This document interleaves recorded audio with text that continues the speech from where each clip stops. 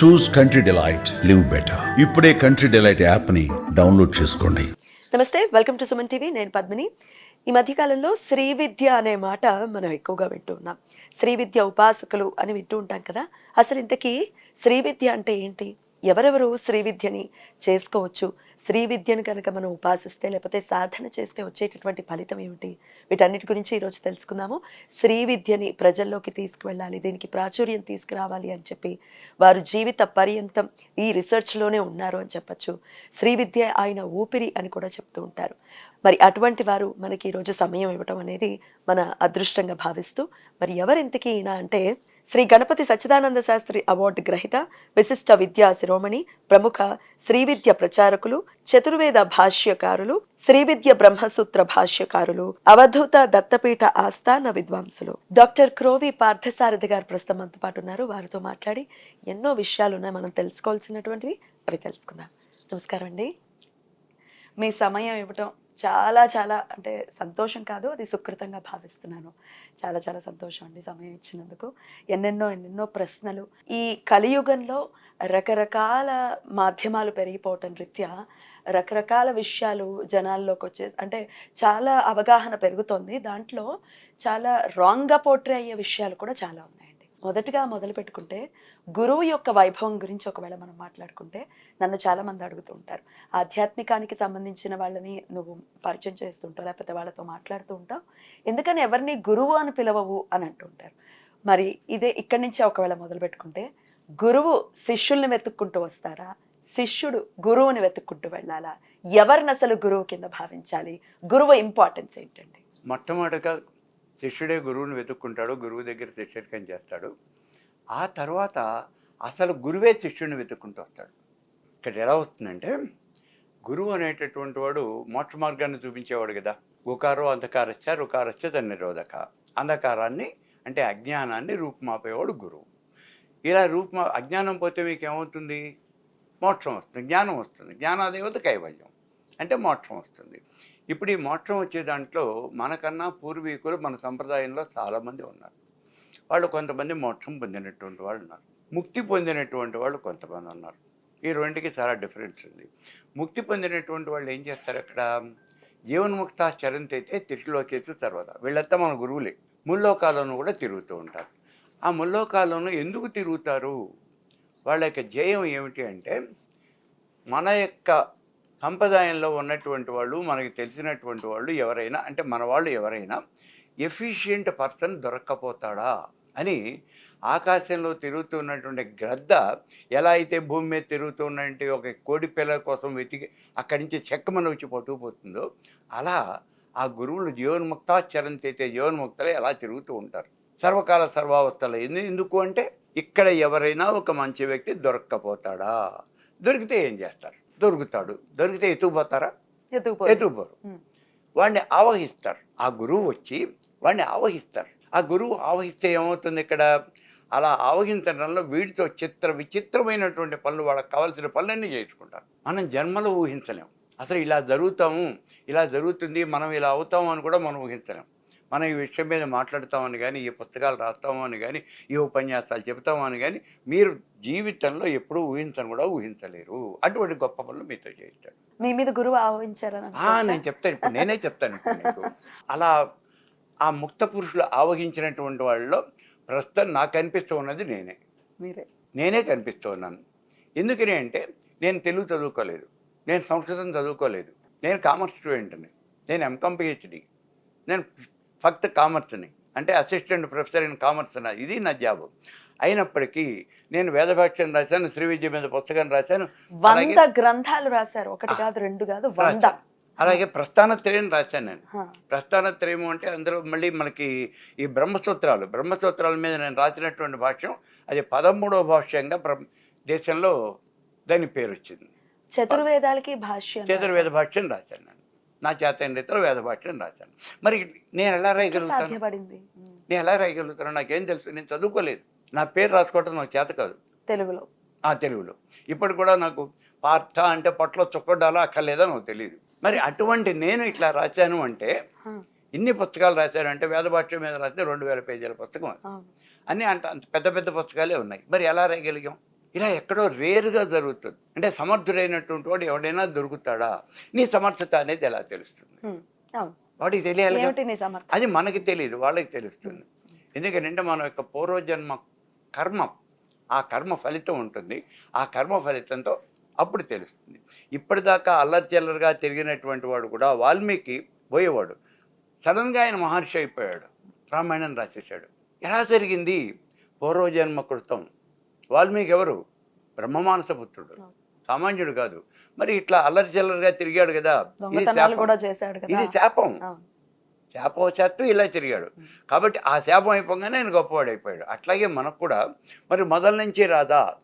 మొదల నుంచి రాదా అంటే మొదల నుంచి ఉంటుంది, దాన్ని మీరు గుర్తించలేరు. గుర్తించలేరు. చిన్న ఉదాహరణ ఏమంటే, మనం ఓ చిన్న పిల్లవాడు, ఓ ఏడాది పిల్లవాడు, 2 ఏళ్ళ పిల్లవాడు, అయితే ఓ పిల్ల ఎవరో ఉన్నారు. వీడికి పుంసత్వం అనేది ఉన్నదా లేదా?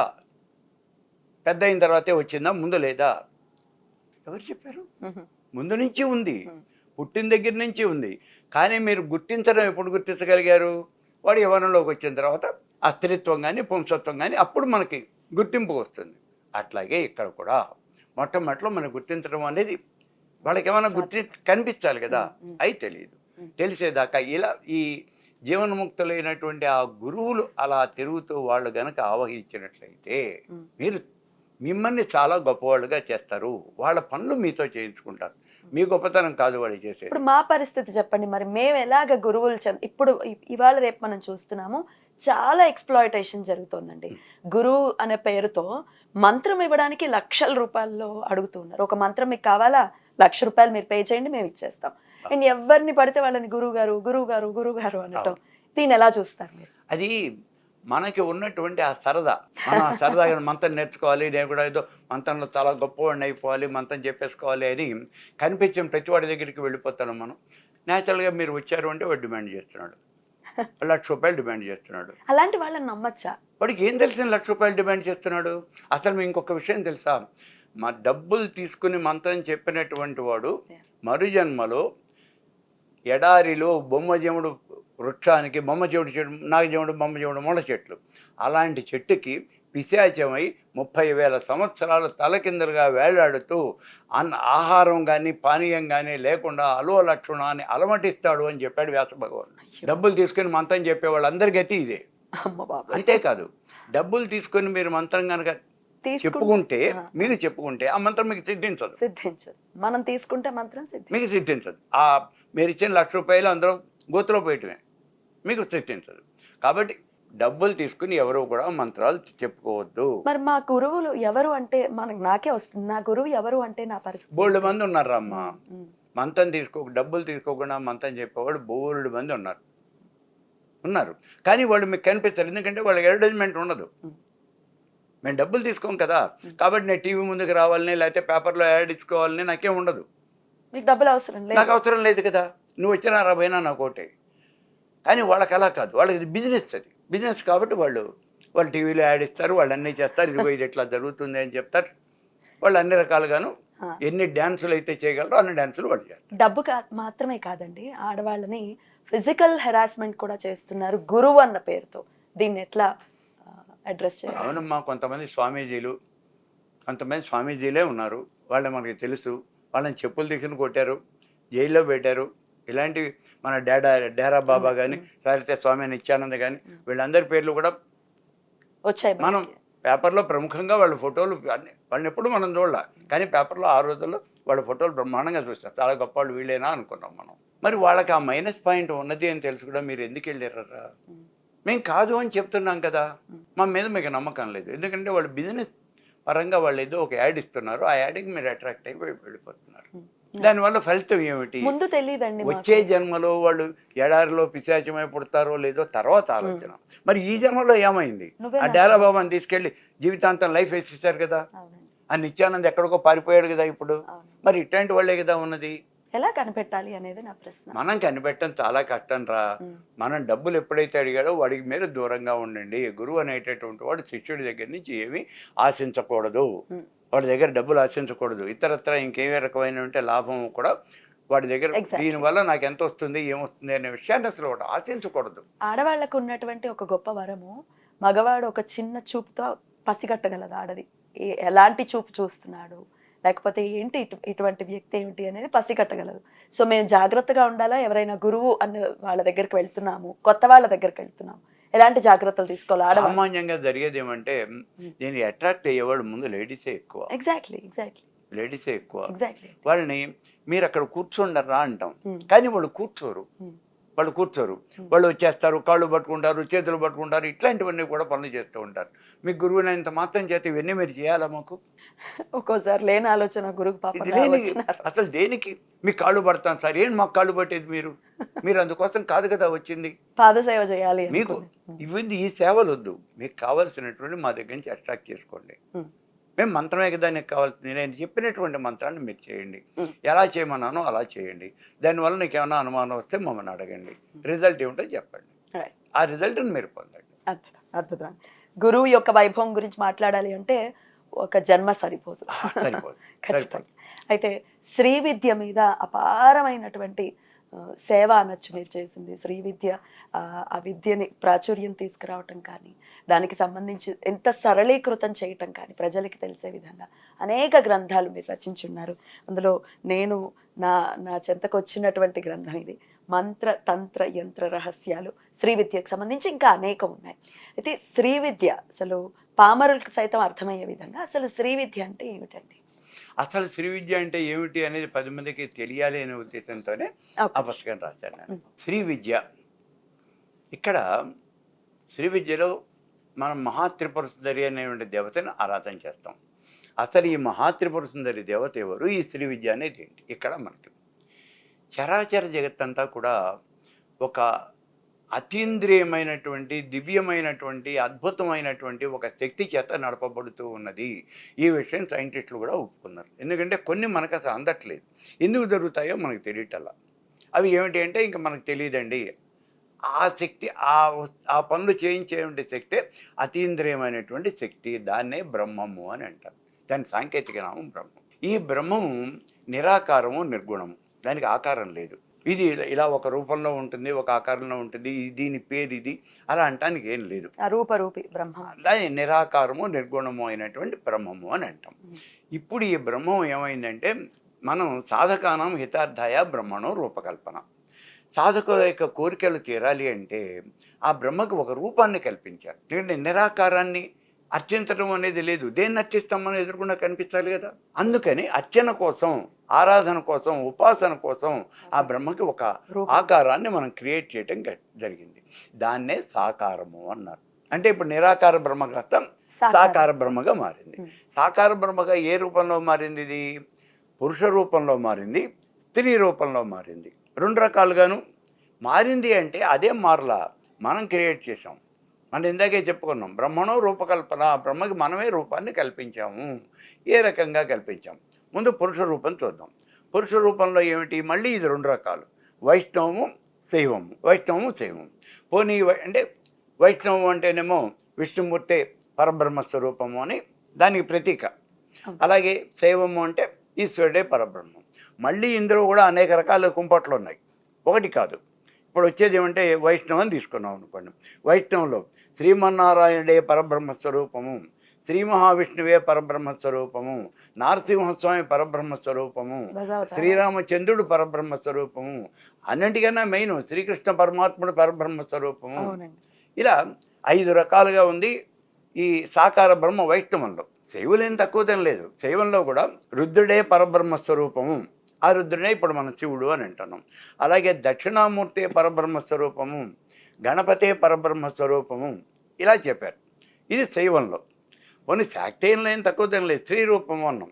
స్త్రీ రూపం అంటే ఒక అమ్మవారు అన్నాం. ఈ అమ్మవారు శక్తి స్వరూపిణి. ఆ శక్తి స్వరూపిణి ఏ రూపంలో ఉన్నది?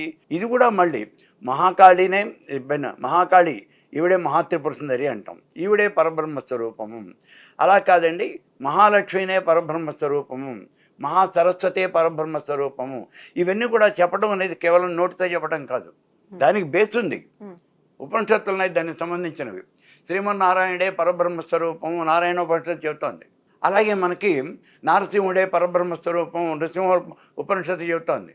రాముడు పరబ్రహ్మ అని రామోపనిషత్తు చెబుతోంది, రామతాపిని ఉపనిషత్తు చెబుతోంది. అంటే ఇవన్నీ అభేదం అని చెప్పకనే చెప్పటం ఇవన్నీ ఇవి అన్నిటికీ అభేదం. అభేదం ఏంటి అసలు? ఇది ఈయనే పరబ్రహ్మ. పరబ్రహ్మ అంటే ఇలాగే ఉంటాడు, ఈ సాకార బ్రహ్మ అంతే. ఇక్కడ మీరంతా పూజిస్తే నరసింహుడిని పూజించాలి, లేకపోతే మానేయాలి, అంతే. ఇదే పరబ్రహ్మ స్వరూపం. ఈ సాకార బ్రహ్మ ఉండేటటువంటి ప్రదేశాన్ని పరమపదము అని అంటారు. పరమపదము అంటాం. ఈ పరమపదం అంటే ఈయన ఉండే గెస్ట్ హౌస్ అనమాట. అది ప్రెసిడెంట్ ఆఫ్ ఇండియా ఉండే ఆ బిల్డింగ్ని మనం రాష్ట్రపతి భవనం అంటున్నాం కదా, అలాగే ఈ సాకార బ్రహ్మ ఉండేది పరబ్రహ్మ. ఇప్పుడు మనం చెప్పిన పరమపదం. శ్రీమన్నారాయణుడు ఆయన శ్వేతద్వీపంలో ఉంటాడు, అదే పరబ్రహ్మ. అలాగే శ్రీ మహావిష్ణువు వైకుంఠంలో ఉంటాడు. మరి రామచంద్రుడు, నృసింహుడు వీళ్ళు ఎక్కడ ఉంటారండి? తెలీదు, ఎందుకంటే దానికి ఎక్కడా కూడా చెప్పలా. అయితే వీళ్ళు శ్రీ మహావిష్ణువు యొక్క అవతారాలు కాబట్టి వైకుంఠంలోనే ఉంటారు అనుకుందాం. శ్రీకృష్ణ పరమాత్ముడు గోలోకంలో ఉంటాడు, గోలోకంలో ఉంటాడు, సెపరేట్గా చెప్పారు. అలాగే రుద్రుడికి వచ్చేప్పటికి శివుడు అన్నాం, ఆ శివుడేమో కైలాసంలో ఉంటాడు. మరి గణపతి ఎక్కడ ఉంటాయండి? అలాగే ఇప్పుడు ఈ దక్షిణామూర్తి ఎక్కడ ఉంటాయండి? వాళ్ళిద్దరు కూడా అక్కడే ఉండాలి. మరి వాళ్ళ పరివారమే కదా. ఎందుకంటే పరివారం కాదు, వాళ్ళే పరమేశ్వర స్వరూపం, వాళ్ళే పరమేశ్వర స్వరూపం. అందుకని వాళ్ళు కూడా అక్కడే ఉండాలి. ఎందుకంటే వాళ్ళకేం స్పెసిఫిక్గా పేరు చెప్పాలి. ఇప్పుడు అమ్మవారి దగ్గరికి వచ్చేటప్పటికి ఇప్పుడు మహాత్రిపుర సుందరి అన్నాం. ఈ మహాత్రిపుర సుందరి ఎక్కడ ఉంటుంది? సుధా సింధోర్ మధ్య సరోటపాటి పరివృతి అని అంటాడు శంకర భగవత్పాదుల వారు. అంటే అదే మణిద్వీపం, ఆ మణిద్వీపంలో ఉంటుంది అన్నారు. కాబట్టి ఆ మణిద్వీపంలో ఉంటుంది అమ్మవారు. దీనికి అమ్మవారి పరబ్రహ్మ స్వరూపం అంటానికి బేస్ ఏమిటి? త్రిపుర ఉపనిషత్తు, త్రిపుర తాపిని ఉపనిషత్తు, దేవి ఉపనిషత్తు, ఇవన్నీ కూడా దానికి బేసు. ఇలా కాదండి, లక్ష్మీదేవి ఉన్నది కదా, మేము తక్కువ తిన్నాం ఏంటి? అందుకని మా లక్ష్మీదేవితే పరబ్రహ్మ స్వరూపము. బేస్ ఏమిటి? సౌభాగ్యలక్ష్మి ఉపనిషత్తు. కాదండి, సరస్వతీదేవి మాకు పరబ్రహ్మ స్వరూపము. బేస్ ఏమిటి? సరస్వతీ రహస్యోపనిషత్తు. ఈ మధ్యలో ఇంకొక ఆకారం వచ్చింది, సీత అని. సీతే పరబ్రహ్మ స్వరూపము, సీతోపనిషత్తు ఉంది. మరి ఎవరింతకీ పరబ్రహ్మ స్వరూపం? ఎవరికి ఏది అనుకుంటే అది. అందుకే ఇప్పుడు ఈ మధ్యన కొంతమంది వచ్చి అవేం కాదండి, సాయిబాబానే పరబ్రహ్మ స్వరూపం. మనం ఏం కాదను, నమస్కారం. ఇప్పుడు మనకు కావాల్సింది ఏంటి? మన పని అవ్వాలి, నీకు ప్రమోషన్ రావాలి, అంతే కదా. నీకు ప్రమోషన్ ఎవడిస్తే వాడే దేవుడు, అంతే కదా. అసలు మరి శ్రీ విద్య ఎవరు ఆశ్రయించవచ్చు? శ్రీ విద్య. ఇప్పుడు ఈ విద్య అని మంత్రశాస్త్రంలో 2 రకాలు ఉన్నాయి. ఒకటేమో మంత్రము, రెండోది విద్య. మంత్రము అంటే పురుష దేవతలను గురించి వాళ్ళని స్తుతి చేస్తూ చెప్పేవంటి వాటిని మంత్రాలు అని అంటారు. నారాయణ మంత్రం, రుద్ర మంత్రం, శివ పంచాక్షరి, ఇవన్నీ కూడా మంత్రాలు. స్త్రీ దేవతలను గురించి చెప్పేవన్నీ విద్య అని అంటారు. విద్య అంటే స్త్రీ దేవత, స్త్రీ దేవత కాదు, స్త్రీ దేవత, స్త్రీ దేవత, ఇది విద్య అంటారు. వీళ్ళ యొక్క మంత్ర తంత్ర రహస్యాలను కూడా విద్య అనబడతాయి. అదే ఇప్పుడు శ్రీ విద్య అని అంటే మోక్షం ఇచ్చేటువంటి దేవత ఎవరు? దేవతలు ఎంతమంది అయినా ఉండొచ్చు, కానీ మోక్షం ఇచ్చేటువంటి వాళ్ళు ఒక్కళ్ళే. అదే ఇందాక మనం చెప్పుకున్న పరబ్రహ్మ స్వరూపం అని. ఆయనే. ఇప్పుడు మళ్ళీ ఇక్కడ ప్రాబ్లం ఎక్కడ వస్తుందంటే, ఈ పరబ్రహ్మ స్వరూపం స్త్రీనా పురుషుడా? ఇప్పుడు ఇందాకేమో స్త్రీ అని చెప్పారు, ఇక్కడ పురుషుడని అంటూ ఉన్నారు. మరి ఇప్పుడు ఎలా? మనకేమిటి అంటే నా స్త్రీ రూపం అథవా నపం రూపం అదో భయం. అది స్త్రీ కాదు, పురుషుడు కాదు, రెండు కానటువంటిది, అంతకన్నా కాదు. మరి అదేమిటి? దాని మొదలు లేదు, మధ్య లేదు, చివరి లేదు, ఆది లేదు, అంతం లేదు, ఏమీ లేదు. చరాచర జగత్ అంతా కూడా వ్యాపించి ఉన్నటువంటిది పరమేశ్వర స్వరూపం.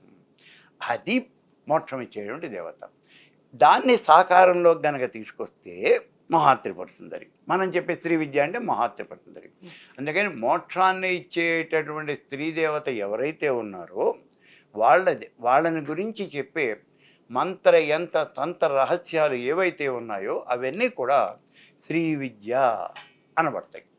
సో దాని గురించి మనం చెప్తూ ఉన్నటువంటిదే ఇది శ్రీ విద్య. మరి ఇది మన కోరికలను నెరవేర్చంటే భోగభాగ్యాల్ని కూడా ఇచ్చేటటువంటి పరిస్థితి శ్రీ విద్యకు ఉంటుందా? కేవలం మోక్షం మాత్రమే పరమావధి? ఓకే.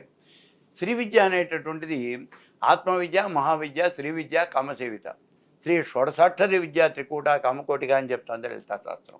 ఆత్మవిద్య అంటే బ్రహ్మ విద్య. అదే మాట చెప్పాడు. ఆత్మవిద్య, మహావిద్య, బ్రహ్మ విద్య, శ్రీ విద్య, ఇవన్నీ అవే.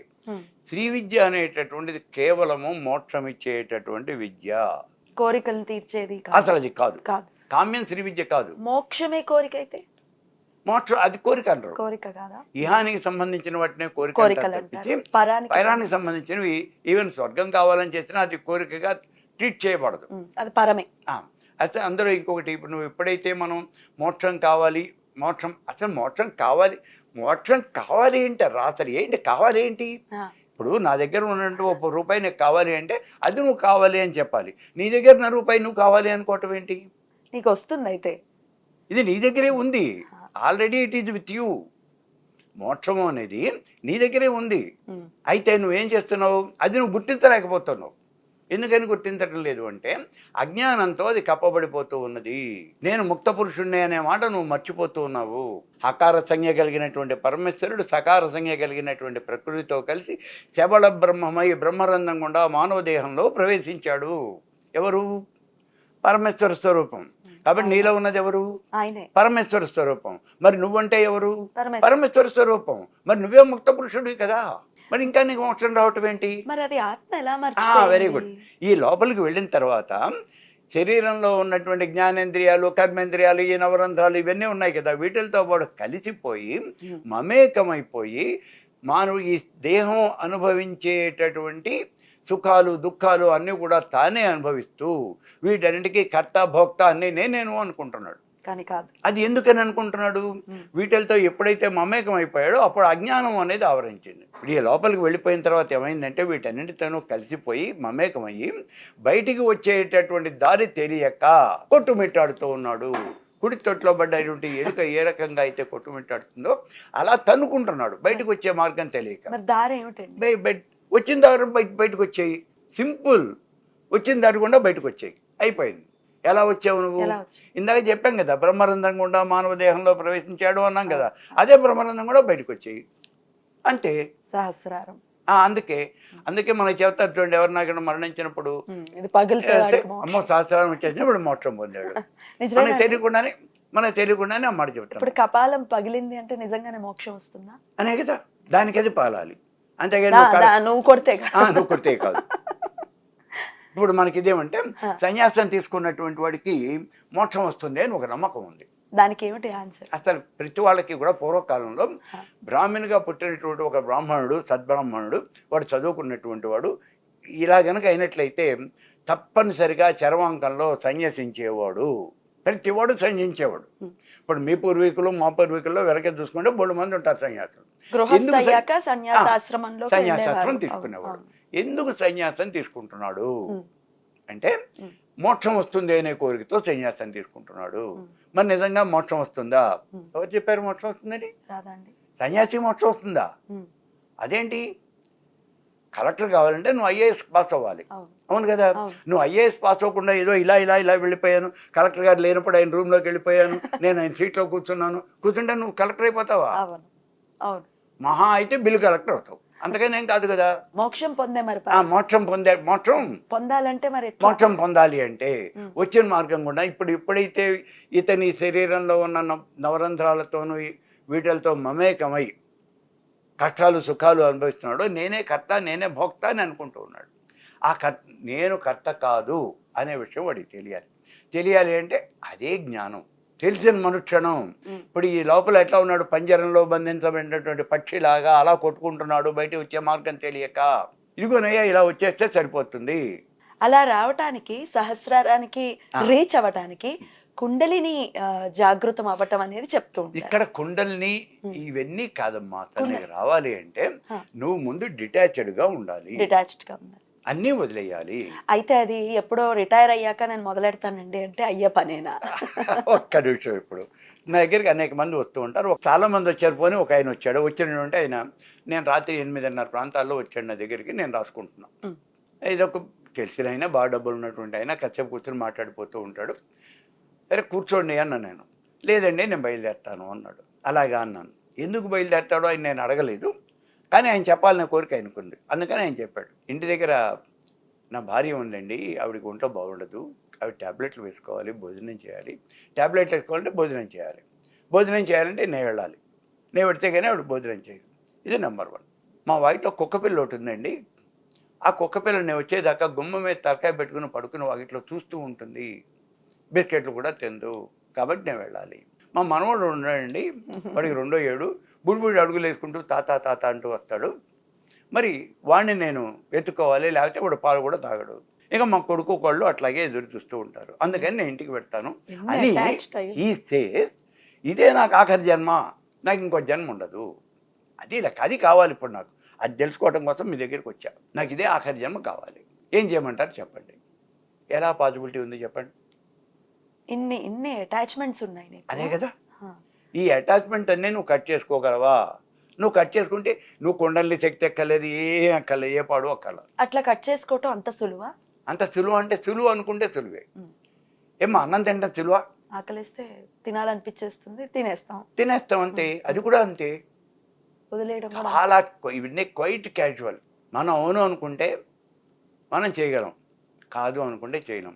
మనకు ఒక లెక్క ఉంటుంది, ఈ పనులు మనం చేయలేం కదా, అది మన మనసులో ఒక దృఢమైనటువంటి ఇది పడిపోతుంది. నేను కామర్స్ స్టూడెంట్ని కాబట్టి నేను ఒక మాట చెప్తాను.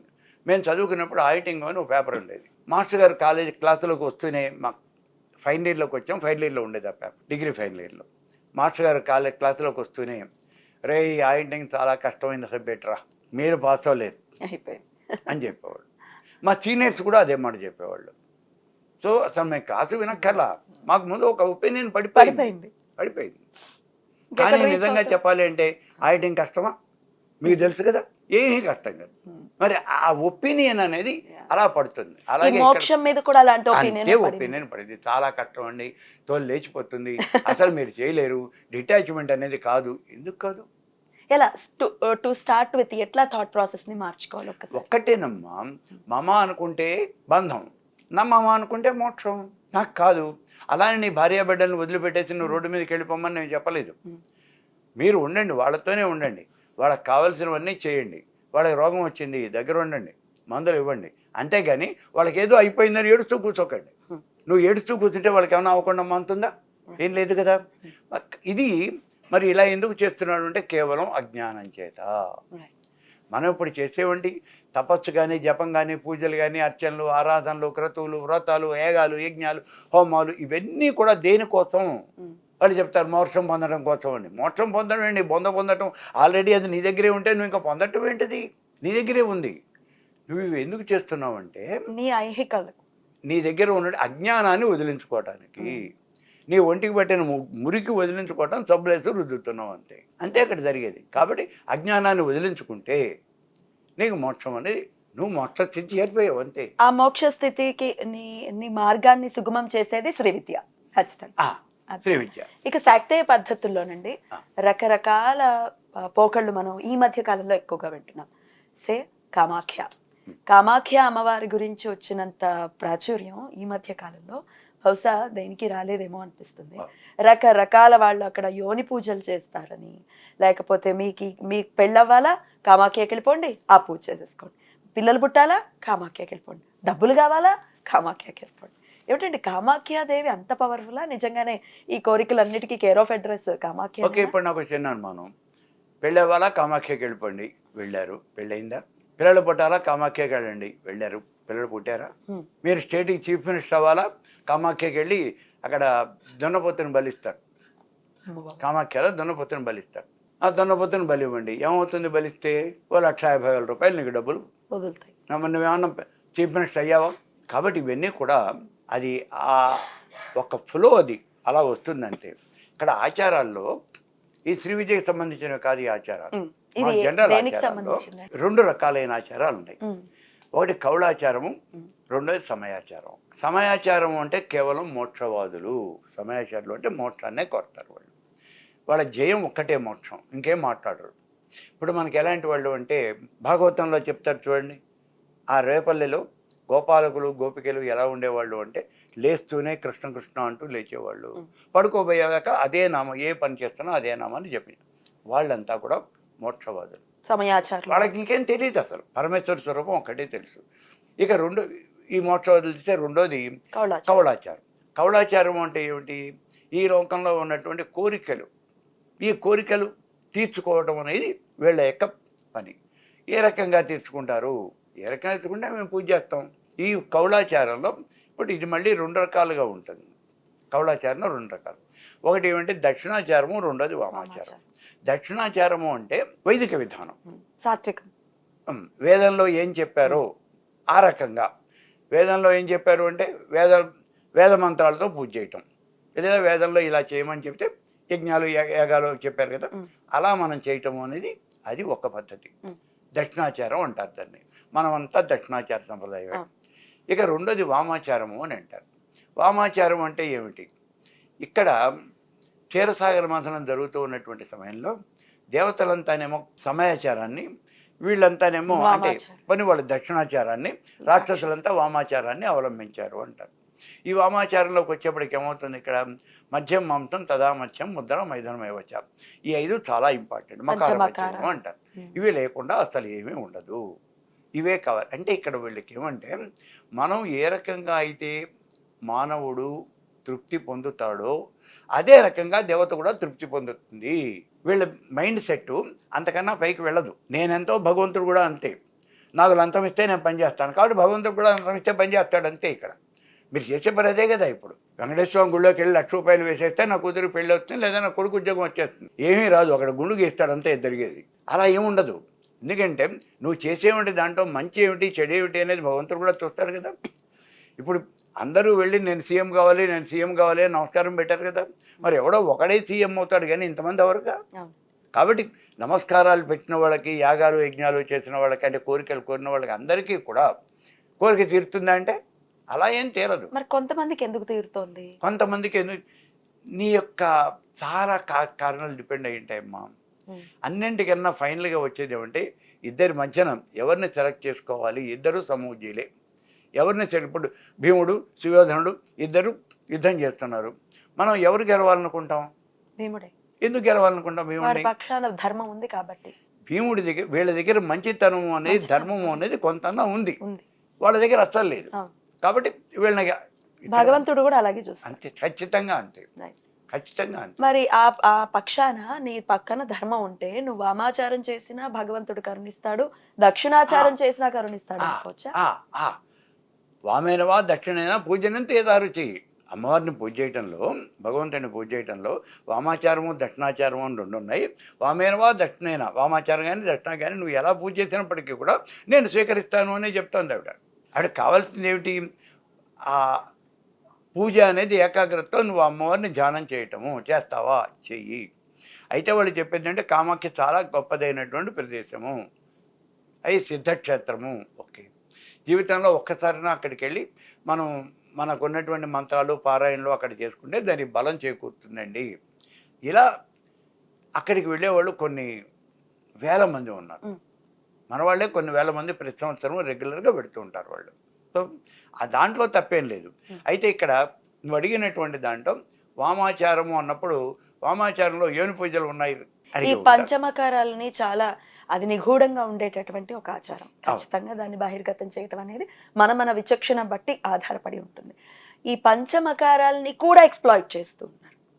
అంటే ఈ ఇంకొక మకారం దాన్ని ఆ తన్మయత్వంలో ఉండి పూజ చేయటమా, యాస్టీస్గా చేసేసుకుంటూ పూజ చేయటమా? What is your answer? మేమేం సామాన్యం కాదమ్మా, మేము ఇక్కడ ఉండి మిమ్మల్ని రెచ్చగొడతాం. మీరు చేసేట్టుగా మిమ్మల్ని రెచ్చగొడతాం. మీకు ఏను పూజ అంటే ఏమిటో మీకు తెలియదు, మేము పిలిచి చెబుతాం. మేము అది చేస్తే మీకు లోకం మొత్తం వశీకరణం అయిపోతుంది, చాలామంది ఎవరు కూడా మీ మాట వినరు అని చెప్పేసి మిమ్మల్ని రెచ్చగొడతాం. కానీ ప్రాక్టికల్గా జరిగేది ఏమంటే, కామాఖ్య దేవాలయంలో కానీ ఆ ప్రాంతంలో కానీ యోని పూజలు జరగవు. మీరు యోని పూజ చేస్తాను అంటే వాళ్ళు పట్టుకు తంతారు అక్కడ. అంతే కదా, ఆల్రెడీ గెంటేశారు కూడా కొంతమందిని. కాబట్టి ఇవి ఎక్కడ జరుగుతాయి? ఆ బ్రహ్మపుత్ర నది దగ్గర, లేకపోతే ఎక్కడైనా మనం ఒక లాడ్జింగ్ తీసుకుంటే ఆ లాడ్జీలో ఈ పూజలు చేయించుకునే వాళ్ళు సెపరేట్గా అక్కడే ఉంటారు. అసలు ఉన్నాయండి అయితే యోని పూజ? హైదరాబాద్ నుంచి ఒక ఆవిడ నాకు ఫోన్ చేస్తుంది, నాకు యోని పూజ కావాలి అంది. నాకు అర్థం కాల. నేను అడిగాను, అమ్మా కావాలి అంటే నువ్వు చేయించుకుంటావా, నువ్వు చేస్తావా, ఏమిటి కావాలి అంటే అర్థం ఏంటి? ఆవిడకి తెలీదు. వెంటనే ఫోన్ పెట్టేసింది. సో యోని పూజే కాదు, లింగ పూజలు కూడా ఉన్నాయి. లింగ పూజలు కూడా ఉన్నాయి. అసలు ముందు యోని పూజ గురించి చెప్పండి. అసలు ఏమిటి యోని పూజ అంటే? ప్రత్యక్ష యోని, కవళాచారులు పూర్వకవుళ్ళు ఉత్తర కవుళ్ళు అని 2 రకాలు ఉంటారు. వీళ్ళు పూర్వకవుళ్ళు అంటే వీళ్ళేమో శ్రీచక్రాన్ని ఒక కాగితం మీద కానీ, ఒక పట్టు గుడ్డ మీద కానీ, భూర్జరీ పత్రం మీద కానీ దీని మీద గీస్తారు. గీసి దాన్ని అంటే మనం ఒక ఫోటో తీసుకొచ్చి అటెండ్ చేస్తాం, లేకపోతే రాగి రేఖ మీద అటెండ్ చేస్తాం. వీళ్ళు పూర్వకవుళ్ళు అంటే వీళ్ళు కోరికలే, వీళ్ళు మోక్షవాదులు కాదు వీళ్ళు. దీంట్లో మళ్ళీ ఉత్తర కౌళులు అని ఉన్నారు. ఉత్తర గౌళులు అంటే వీళ్ళు స్త్రీ యొక్క ప్రత్యక్షంగా స్త్రీ యొక్క యోనిని పూజిస్తారు. అది కొంతవరకు అయితే వీళ్ళలో మళ్ళీ ఇంకో జాతి ఉంది. అది ఏమిటి అంటే మనం పెద్ద మాట అనకూడదు, ఇంకొక రకం ఉంది. అది ఏమిటి అంటే ఇలా తలకిందులుగా నుంచోబెట్టి స్త్రీని ఇట్లా తలకిందులుగా నుంచోబెట్టి దాని గుడ్డలని ఊడదీసి అప్పుడు దాని యొక్క రోజులు తలకిందులుగా. ఇదైతే దశమహావిద్యలకి సంబంధించి. దశమహావిద్యలు పక్కన పెట్టాయి ఇప్పుడు, ఇప్పుడొద్దు. ఇలా అర్చన చేయటం అనేది ఒక పద్ధతి ఉంది. అంటే ఆ పిచ్చి ముదిరిపోతే వాళ్ళు ఎలా చేస్తారు అంటే ఇదంతా కల్పించింది. ఇదంతా కల్పించిందేనండి. ఏదైనా కల్పించుకుంటే అంతా కల్పించింది. వాళ్ళు అనేసుకుని దాన్ని అప్డేట్ చేసేసుకున్నారు. అంటే ఎక్కడికక్కడే ఇప్పుడు నాకు వస్తాను, మీరు నాకు నేను పూజ చేస్తూ ఉన్నాను, నాకు ఇది కన్వీనియంట్గా లేదు, ఇలా చేస్తే కన్వీనియంట్గా ఉంటుందయ్యా అన్నాను నేను ఈ పద్ధతిలో చేయటం మొదలు పెడతాను. చేయటమే, ఇందులో ఏం లేదు. మరి అడ్వర్స్ రిజల్ట్స్ రావటం అనేది జరగదండి? ఇప్పుడు ఇలా చేయటం వల్ల, యోని పూజ చేయటం వల్ల వాళ్ళకి ఏదో బెనిఫిట్ వచ్చింది, వాళ్ళు చాలా గొప్పగా సాధించారు అన్నవి నేను ఎక్కడా వినలేదు. జరగవు. సో తస్మాత్ జాగ్రత్త. నేను ఎక్కడా వినలేదు. తర్వాత ఇంకొక మాట ఏమంటే వామాచారంలో కనుక పూజలు చేసినట్టయితే చాలా త్వరగా మంత్రం సిద్ధిస్తుంది. ఇది ఒక పెద్ద అపోహ. త్వరగా కోరిక తీరిపోతుంది. అదే సిద్ధిస్తుంది అంటే కోరిక తీరుతుంది. ఇది పెద్ద అపోహ. లేదు, ఏం లేదు. నేను ఒక్క మాట చెప్తాను, వామాచారం కాదు, దక్షిణాచారం కాదు. నేను మా వాళ్ళని ఒక్కటే ప్రశ్న అడిగాను. నేను హోమం చేస్తా, ప్రత్యంగర హోమం చేస్తా. ఓకే, చాలా పవర్ఫుల్ అదే కదా. ఇప్పుడు ప్రత్యంగర హోమం చేస్తా. ఎంతసేపు? పొద్దు నుంచి సాయంత్రం దాకా ప్రతిరోజు చేస్తా, లేదా రాత్రిపూట చేయమంటే రాత్రిపూటే చేస్తా. సంవత్సరం పాటు చేస్తా. చాలా సంవత్సరం పాటు కంటిన్యూస్గా ఇలాగే కంటిన్యూ చేస్తా. Can I become president of India? అవరండి. ఎందుకని? ఇప్పుడు నేను సంవత్సరం కాదు ఇంకో సంవత్సరం చేస్తా. ఎందుకు కాలేను అంటే నా మోహన్ రాసిపెట్టలేదు. మరి నేను మోహన్ రాసిపెట్టలేనప్పుడు ఏం చేస్తే ఉపయోగం ఏంటి? ఊరికే అక్కడికి వెళ్ళి 1,50,000 రూపాయలు ఖర్చు పెట్టి అంటే వాడు పంచబలులు అని అంటారు. అందులో దున్నపోతు ఒకటి. ఈ పంచబలులు సమర్పణ చేయటమే తప్పించి అంతకన్నా ఉపయోగం అనేది. తర్వాత ఈ యోని పూజలు, లింగ పూజలు ఇవన్నీ కూడా వాళ్ళని మనం ఏ రకంగానూ మనం కామెంట్ చేయొద్దు. అందుకే జనాలే వెళ్ళకుండా ఉండడం కోసమే నేను మిమ్మల్ని వాళ్ళకి అవేర్నెస్ కోసమే మనం చెప్తాం.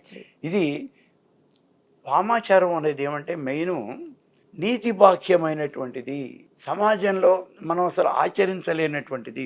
సింపుల్గా చూస్తే నేను అక్కడే ఉన్నప్పుడు నేను చాలా దున్నపోతున్న బలి ఉంటే నేను ఇలాగే కూర్చొని చూస్తాను. మన ఇద్దరికి ఉన్న దూరం కూడా లేదు.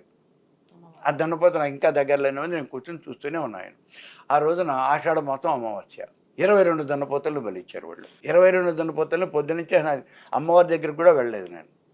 ఎక్కడిస్తారు బలి? ఇలా అమ్మవారు కూర్చుంటే ఇలా ఎదురుకుండా ఇస్తారు, దేవాలయానికి ఎదురుకుండా ఇస్తారు. అంటే అమ్మవారు చూస్తూ ఉండగా బలి ఇచ్చి ఈ తలకాయని తీసుకెళ్ళి అమ్మవారి దగ్గర పెట్టి మళ్ళీ అర్చన చేస్తారు. ఇక్కడ బలి ఇవ్వగానే కింద పడుతుంది కదా, వాడు రెడీగా ఉంటాడు. కింద అంటే జీవం పోకూడదు, అందులోంచి ప్రాణం పోకూడదు. ఆ తలకాయని వెంటనే తీసుకుని వాడు భుజం మీద పెట్టుకుని పరుగుని లోపలికి వెళ్ళిపోతుంటే ఎంత రక్తం అనేది అట్లా పడుతూనే ఉంటుంది, దవంతా పడుతూనే ఉంటుంది. సరే తీసుకెళ్ళిపోతాడు లోపలికి. అక్కడ ఏదో పూజ చేస్తాడు, ఏదో సమర్పణ చేసామంటారు. వాళ్ళ పద్ధతిలో వాళ్ళు చేస్తారు. ఇవేం మనం కాదనం, ఇలా చేస్తారు. ఈ దున్నపోతుని ఇక్కడ ఈ నరికేసిన ఉండే దున్నపోతు ఇక్కడ కొట్టుకుంటూ ఇక్కడ పడిపోతుంది. దీన్ని వాడు బయటికి లాగేస్తారు. సామాన్యంగా ఆ దున్నపోతు వస్తుంది, దాని తలకాయ కట్టేస్తారు, కాళ్ళు చేతులు కాళ్ళు కూడా కట్టేస్తారు, లాగేస్తారు. ఓ దెబ్బతో తలకాయ కాస్త తెగిపోతుంది. బాగుంది. ఒకసారికి ఆ దున్నపోతు వచ్చేటప్పటికి తీసుకొచ్చారు. అది అక్కడ దాకా వచ్చిన తర్వాత నేను ముందుకు రాను, అక్కడికి వెళ్ళాలి, యూపస్తంభం అది, దానికి కట్టేయాలి. నేను రానని మొరాయించింది. అది రాలా. దాన్ని మెడకి తాళ్ళు కట్టి, కాళ్ళకి తాళ్ళు కట్టి, కర్రలు పెట్టి తోసి వెనకాల నుంచి కొట్టి నెట్టారు.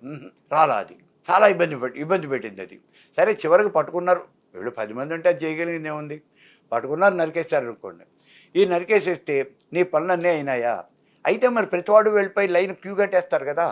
అసలు ఇంత హింసాత్మకంగా చెప్తూ ఉంటేనే చాలా బాధాకరంగా అనిపిస్తుంది. ఇక్కడ నాది ఒక ప్రశ్న. ఈ సకల చరాచర సృష్టికి తల్లి తండ్రి ఈశ్వరుడు పరమేశ్వరుడు పార్వతీదేవి, అంటే ఆ దున్నపోతుకు కూడా బిడ్డే, శివశక్తులే. మనం ఎట్లా ఇంకో బిడ్డను మనం హింసిస్తాం మన కోరికలు? నేను ఇందాక చెప్పాను వీళ్ళు మనం దేంతో అయితే తృప్తి చెందుతామో దాంతోనే భగవంతుడు కూడా తృప్తి చెందుతాడు అనేది వాళ్ళ యొక్క కాన్సెప్ట్. ఇందులో నిజానిజాలు ఏమిటి? వాళ్ళ యొక్క కాన్సెప్ట్. నిజానిజాలతో పని లేదు ఇక్కడ. నేను శాస్త్రం ఏం చెప్తుంది, ఇందులో నిజం ఉందా? శాస్త్రం ఏమున్నది అంటే పూజనంతా యథారుచి అంటోందిగా. నువ్వు ఎలా చేసినప్పటికీ కూడా నేను ఆ పూజను స్వీకరిస్తాను అంటోందిగా. దేవి భాగవతంలో చెప్పాడు అమ్మవారికి బలి ఇవ్వచ్చా అని అంటే ఆమోదిస్తుందా ఆ? ఆమోదిస్తుందా శాస్త్రం అయితే దీన్ని? మరి దేవి భాగవతంలో చెప్పాడు దసరాల్లో నవరాత్రులు మీరు పూజ చేసినప్పుడు అమ్మవారికి బలి ఇవ్వచ్చా అంటే బలి ఇవ్వండి చెప్తాను ప్రత్యామ్నాయాలు ఉన్నాయి కదా. ఒక్క నిమిషం విను. అక్కడ ఏం బలి ఇవ్వాలి అంటే కోడిని బలి ఇవ్వండి, మేకని బలి ఇవ్వండి, పందిని బలి ఇవ్వండి, దున్నపోతుని బలి ఇవ్వండి, వీటిల్లో ఏదైనా మీరు బలి ఇవ్వచ్చు అని దేవి భాగవతంలో చెప్పాడు వాడు. దీనికి ప్రత్యామ్నాయాలు ఉన్నాయి. కోడి ప్లేస్ లో గారెలు కానీ లేకపోతే వచ్చినాయి ఈ- ఇప్పుడు ఇక్కడ దీనికి ఏమొచ్చిందంటే పాలిష్డ్గా తర్వాత వచ్చినాయి అవే తంత్రశాస్త్రాలు. మొట్టమొదటిలోకి వచ్చేప్పటికి ఈ కౌళ తంత్రాలన్నీ కూడా ఇవి చెప్పినాయి. ఆ తర్వాత జ్ఞానార్ణవ తంత్రం, ఈ జ్ఞానార్ణవ తంత్రం వచ్చేటప్పటికి వీళ్ళు ఏం చెప్తున్నారు అంటే ఇలా కాదు అసలు ఇవి చేయటం అనేది మధ్యం అంటే నమధ్యం మాధవీ మధ్యం మధుకిరణ శేషోద్భవం అంటే మాధవీ లత నుంచి తీసుకొచ్చినటువంటి ఆ రసం అది మద్యం అని నివేదన చేస్తారు. అది కాదు మీరు చేయవలసింది. మరి ఏమిటంటే మధుకిరణ శేషోద్భవం పౌర్ణమి రోజున నువ్వు కూర్చుని ఇందాక నువ్వు చెప్పినటువంటి కుండలిని శక్తిని పైకి తీసుకెళ్ళి ఇక్కడ జాగృతం చేస్తే ఆ కుండలిని శక్తి ఆ సహస్రారాన్ని ఇలా కరిచి పట్టుకున్నప్పుడు అక్కడ ద్రవ రూపంలోకి వచ్చినటువంటి అమృతం అనేది ఈ సుషుమ్నానాడి కింద కిందికి జారి శరీరంలో యోగి యొక్క శరీరంలో ఉన్నటువంటి 72,000 నాడీ మండలాన్ని కూడా తడుపుతుంది. అది అక్కడ మద్యము అంటే అలా తడపడం అది మీరు చేయవలసినటువంటిది అని జ్ఞానార్ణవం తంత్రం చెప్తాను. అంటే ఇవన్నీ కూడా కొంచెం కొంచెం కొంచెం కొంచెం పాలిష్ చేసుకుంటూ వచ్చేప్పటికి ఈ జ్ఞానార్ణవ తంత్రం లాంటి తంత్రాల్లో ఇవి చెప్పడం జరిగింది. ఇలా చేయండి. అలాగే కొన్ని తంత్రాల్లో ఏం చెప్పాడు దీనికన్నా ముందుకు వచ్చేప్పటికి మీరు మాంసం పెట్టక్కర్లేదు, తెలగపిండి గారెలు ఇవి నైవేద్యం గుమ్మడికాయలు పెట్టండి. మరి మద్యం అండి, మద్యం అంటే నువ్వు అట్లా ఏమీ బాటిల్స్ కొనుక్కొచ్చి ఇక్కడ పెట్టక్కర్లేదు. నువ్వు ఒక ఇనప గిన్నె అంటే ఏం దొరుకుతుందండి మనకి స్టీల్ పాత్రలో పానకం పోసి నివేదన కనుక చేసినట్లయితే అది మద్యంతో సమానం, ఫలితం సరిపోతుంది. ఇలా చేసుకోండి అని కొంత ప్రత్యామ్నాయం కల్పించింది. మరి ఇది మరి భగవంతుడికి ప్రీతి పాత్రం అవుతుందా ఇట్లాంటి ప్రత్యామ్నాయాలు? ప్రత్యామ్నాయం ప్రీతిపాత్రం ఉంటుంది, అవుతుంది. ఎందుకు అవుతుంది? లంచం తీసుకున్నప్పుడు ప్రతివాడికి డబ్బులు ఇవ్వక్కర్లేదుగా. ప్రత్యామ్నాయం ఏదైనా ఇవ్వచ్చు, వాడికి ఏం కావాలంటే అది ఇవ్వచ్చు. అలా ఇది ప్రీతిపాత్రం అవుతుంది. అందుకే మనం శ్రీరామనవమి ఇత్యాదులు పందేళ్ళు వేసినప్పుడు ఆ పందేళ్ళలో పానకము వడపప్పు నివేదన చేస్తాం. ఇదే దానాంతర్యం. అది మహానివేదన కింద లెక్క. అక్కడేం మహానివేదనలు చేయరు, అవి మహానివేదన కింద లెక్క. మరి నిత్య పూజలో మనం దీన్ని ఇంక్లూడ్ చేసుకోవచ్చా? మహానివేదన చేసిన ఫలితం ఉంటుందా? నిత్య పూజలో మనం అంత పెద్ద పూజ కనుక చేస్తే ఇంట్లో పానకం వడపప్పు పెడతాం. అదే ఇంట్లో మామూలుగా ప్రతిరోజు పానకం వడపప్పు పెడితే మహానివేదనతో సమానమే. అందుకే అసలు అంత కష్టం కూడా ఎందుకట్రా, మీరు వండుకున్న అన్నం మీద ఇంత బెల్లం మొక్క వేసిన నైవేద్యం పెట్టండి, మీరు ఏం తింటే నైవేద్యం పెట్టండి. అది ఇక్కడ ఉన్నది. అయితే ఇందాక వామాచారంలోకి వచ్చేటప్పుడు ఇక్కడ కొన్ని మనం చెప్పలేనటువంటి జుగుప్సాకరంగా చాలా జుగుప్సాకరమైనటువంటి విషయాలు ఉంటాయి. అందుకనే వామాచారానికి వెళ్ళొద్దు అంటారు. ఇప్పుడు మనం అడిగేది ఒక్కటే, మీరేం కాదనలేదు, మీరు చెప్పినవన్నీ కరెక్టే. వామాచారంలో సాధించిన వాడు ఎవడైనా ఉన్నాడా? లేడా అండి మీ ఎక్స్పీరియన్స్ లో? సినిమాల్లో బోల్డ్ మంది విలన్లను చూసాం కదా, మాంత్రికుల్ని. వాళ్ళంతా వామాచార సంప్రదాయాలే. ఏ విలనన్నా వాడు చివరికి పోని రాకుమార్తెని పెళ్లి చేసుకుని వాడు రాజు అయ్యాడా? వాడు ఎక్కడ? ఈవెన్ రావణ బ్రహ్మ ఈ ఫెయిల్డ్. అతను మించిన విలన్ ఎవరున్నారు? మరి అంత రావణ బ్రహ్మ చాలా గొప్పవాడు, మహాపండితుడు. మరి యజ్ఞం చేస్తే నికుంభలా యజ్ఞం చేస్తే నికుంభలాదేవి వచ్చి అక్కడికి. మరి విశ్వావసవ బ్రహ్మ కుమారుడు మరి సామాన్యుడా? అరే అంత ఇది ఉన్నప్పుడు కూడా ఆయన ఏం చేశాడంటే నికుంభలా ఆ రోజున తాంబూలం ఇవ్వటానికి ఎవరైనా ఒక సత్పురుషుడిని పిలవమని చెప్పిందట. తమిళ రామాయణాల్లో రాస్తారు వాళ్ళు. సత్పురుషుడు అంటే ఎవరు దొరుకుతాడు సత్పురుషుడు అని ఆలోచించాడు రాముడు కనిపించాట. ఇచ్చాడా? తీసుకొచ్చాడు. రామా నువ్వు నేను తాంబూలం తీసుకోవాలి, నువ్వు రమ్మన్నాడు. రాముడు వచ్చాడు, కూర్చున్నాడు. నికుంభలాదేవి ఈయన హోమం చేశాడు. నికుంభలాదేవి పైకి వచ్చిన తర్వాత ఆవిడ పాయసాన్న పాత్ర తీసుకొస్తుంది కదా, అది రాముడి చేతిలో పెట్టి రామా శత్రుని చేయుతూ అందట. అయిపోయింది. వాడి వినాశనాన్ని వాడే చేస్తాడు. అంటే ఈయనేమో కష్టపడి చేశాడు. మరి అంటే ఇక్కడ ఏమిటి అంటే ధర్మం ఎటు అంటే అటే గెలుస్తుంది. ఏతో ధర్మ తతో జయ. కాబట్టి నువ్వు నీ చేసినప్పటికీ, ఇందాక నేను చెప్పాను, నేను సంవత్సరం పాటు చేస్తే మాత్రం can I become the prime minister? అది జరిగే అర్హత ఉండాలి. మన బేస్ ఎంతవరకు ఉన్నదో, మన కర్మ ఫలితం ఎంతవరకు ఉన్నదో అంతవరకు. నాకు మహారాజయోగం ఉంది. మహారాజయోగం ఉన్నది అంటే ఏమిటి? నేనేమి మహారాజు అయిపోయి ఒక సింహాసనంలో కూర్చొని ఇచ్చేస్తాను అని కాదు. నా ఈక్వల్స్ ఉన్నారు కదా, వాళ్ళందరిలోకి నేను కొంచెం అప్గ్రేడ్గా కనిపిస్తాను, పైకి కనిపిస్తాను. అదే మహారాజు అంటే. మనకన్నా పెద్దవాడే కదా, అలా వాళ్ళల్లో కొంచెం పైకి కనిపిస్తాను అంతే తప్పించి హ.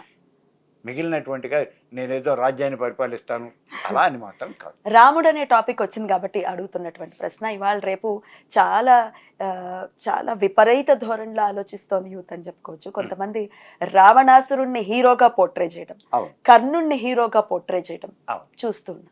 మీరు ఎలా చూస్తారు? ఇప్పుడు వాళ్ళల్లో కొన్ని మంచి ఇవి ఉన్నాయి, కొన్ని మంచి లక్షణాలు ఉన్నాయి. రావణాసురుడు దాన్ని గొప్పగా రావణ బ్రహ్మ అందం, రావణ బ్రహ్మ. రావణాసురుడు కాదు రావణ బ్రహ్మ.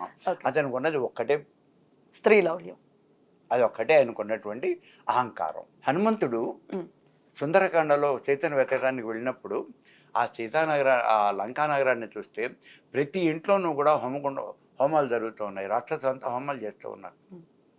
అంతా శివభక్తి పరాయణులు. వీళ్ళని గెలవటం మన వల్ల కాదు అనుకుంటాడు, నా వల్ల కాదు అని అలా తిరుగుతూ ఉంటే రావణుడి యొక్క మందిరం కనిపిస్తుంది. ఆ రావణ బ్రహ్మ యొక్క మందిరంలో అతను ఎర్రటి బట్ట కట్టుకుని ఒళ్ళంతా గంధం ఎర్రచందనం పూసుకుని అలా పడుకుని నిద్రపోతూ ఉంటాడు. అంటే అప్పటి వరకు ఆయన అర్చనలో పాల్గొని పూజ అయిపోయిన తర్వాత ఆ వస్త్రాలు కూడా ఆ వేషం తీసేయకుండా అలాగే వచ్చి పడుకున్నాడు. ఇది ఒక్కటి చాలు, ఎందుకంటే వీడి ధర్మం లేదు కాబట్టి వీడిని ఎలా అయినా గెలవచ్చు అని ఇచ్చేస్తాడు. సో రావణ బ్రహ్మ అంటే అంత గొప్పవాడు కూడా, సాక్షాత్తు కైలాసాన్ని కదిలించినటువంటి వాడు అయినప్పటికీ కూడా ఒక్క చెడ్డ లక్షణంతో సర్వనాశనం అయిపోయాడు. ఇప్పటికీ చిత్కారాన్ని అంతే కదా, అంతే కదా. కాబట్టి ఇక్కడ రావణ బ్రహ్మ మనకు ఒక ప్రతీక. అలాగే కర్ణుడు చాలా గొప్పవాడు, అర్జునుడి కన్నా గొప్పవాడు. మనం రియల్గా మాట్లాడితే అర్జునుడి కన్నా కూడా. మరి అందుకే కదా కర్ణుడు చచ్చిపోయినప్పుడు, కర్ణుడు చచ్చిపోయాడు అంటే ఆయన చెప్తాడు, కర్ణుడు నువ్వు చంపలేదు, నీ చేతను నా చేతను వరమునిగిన కుంచి చేత వాసవు చేతను ధరణి చేత బ్రాహ్మణు చేతను అరయంగా కర్ణుడు అడిగే ఆరుగురి చేతను. ఈ ఆరుగురు కలిస్తే కానీ సో మరి అర్జునుడి కన్నా గొప్పవాడే కదా. తన సాంగత్యమే తనని పాడు చేసింది. అదే సాంగత్యం అంటే ఆయనకి ఒక రకంగా చెప్పాలి అంటే అతన్ని చాలా దయనీయమైనటువంటి స్థితిలో ఒక సూతపుత్రుడిగా రథాలు దొరుకునేటువంటి వాడిగా అలా పైకి వచ్చాడు.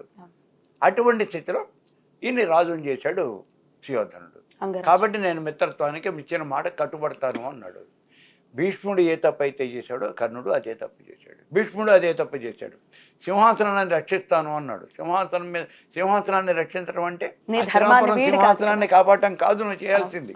నువ్వు పెళ్లి చేసుకోవాలి, నువ్వు పెళ్లి చేసుకోకపోయినా పోనీ అక్కడ అధర్మం జరగకుండా ఆ రాజ్యాన్ని కాపాడాలి. అది మర్చిపోయి దాన్ని వదిలేసి నేను సింహాసనం మీద కూర్చున్న వాడిని కాపాడుతాను, ధృతరాష్ట్రుడిని కాపాడాలి, సుయోధనుడిని కాపాడాలి, నువ్వు ఉద్యానికి వెళ్ళావుగా.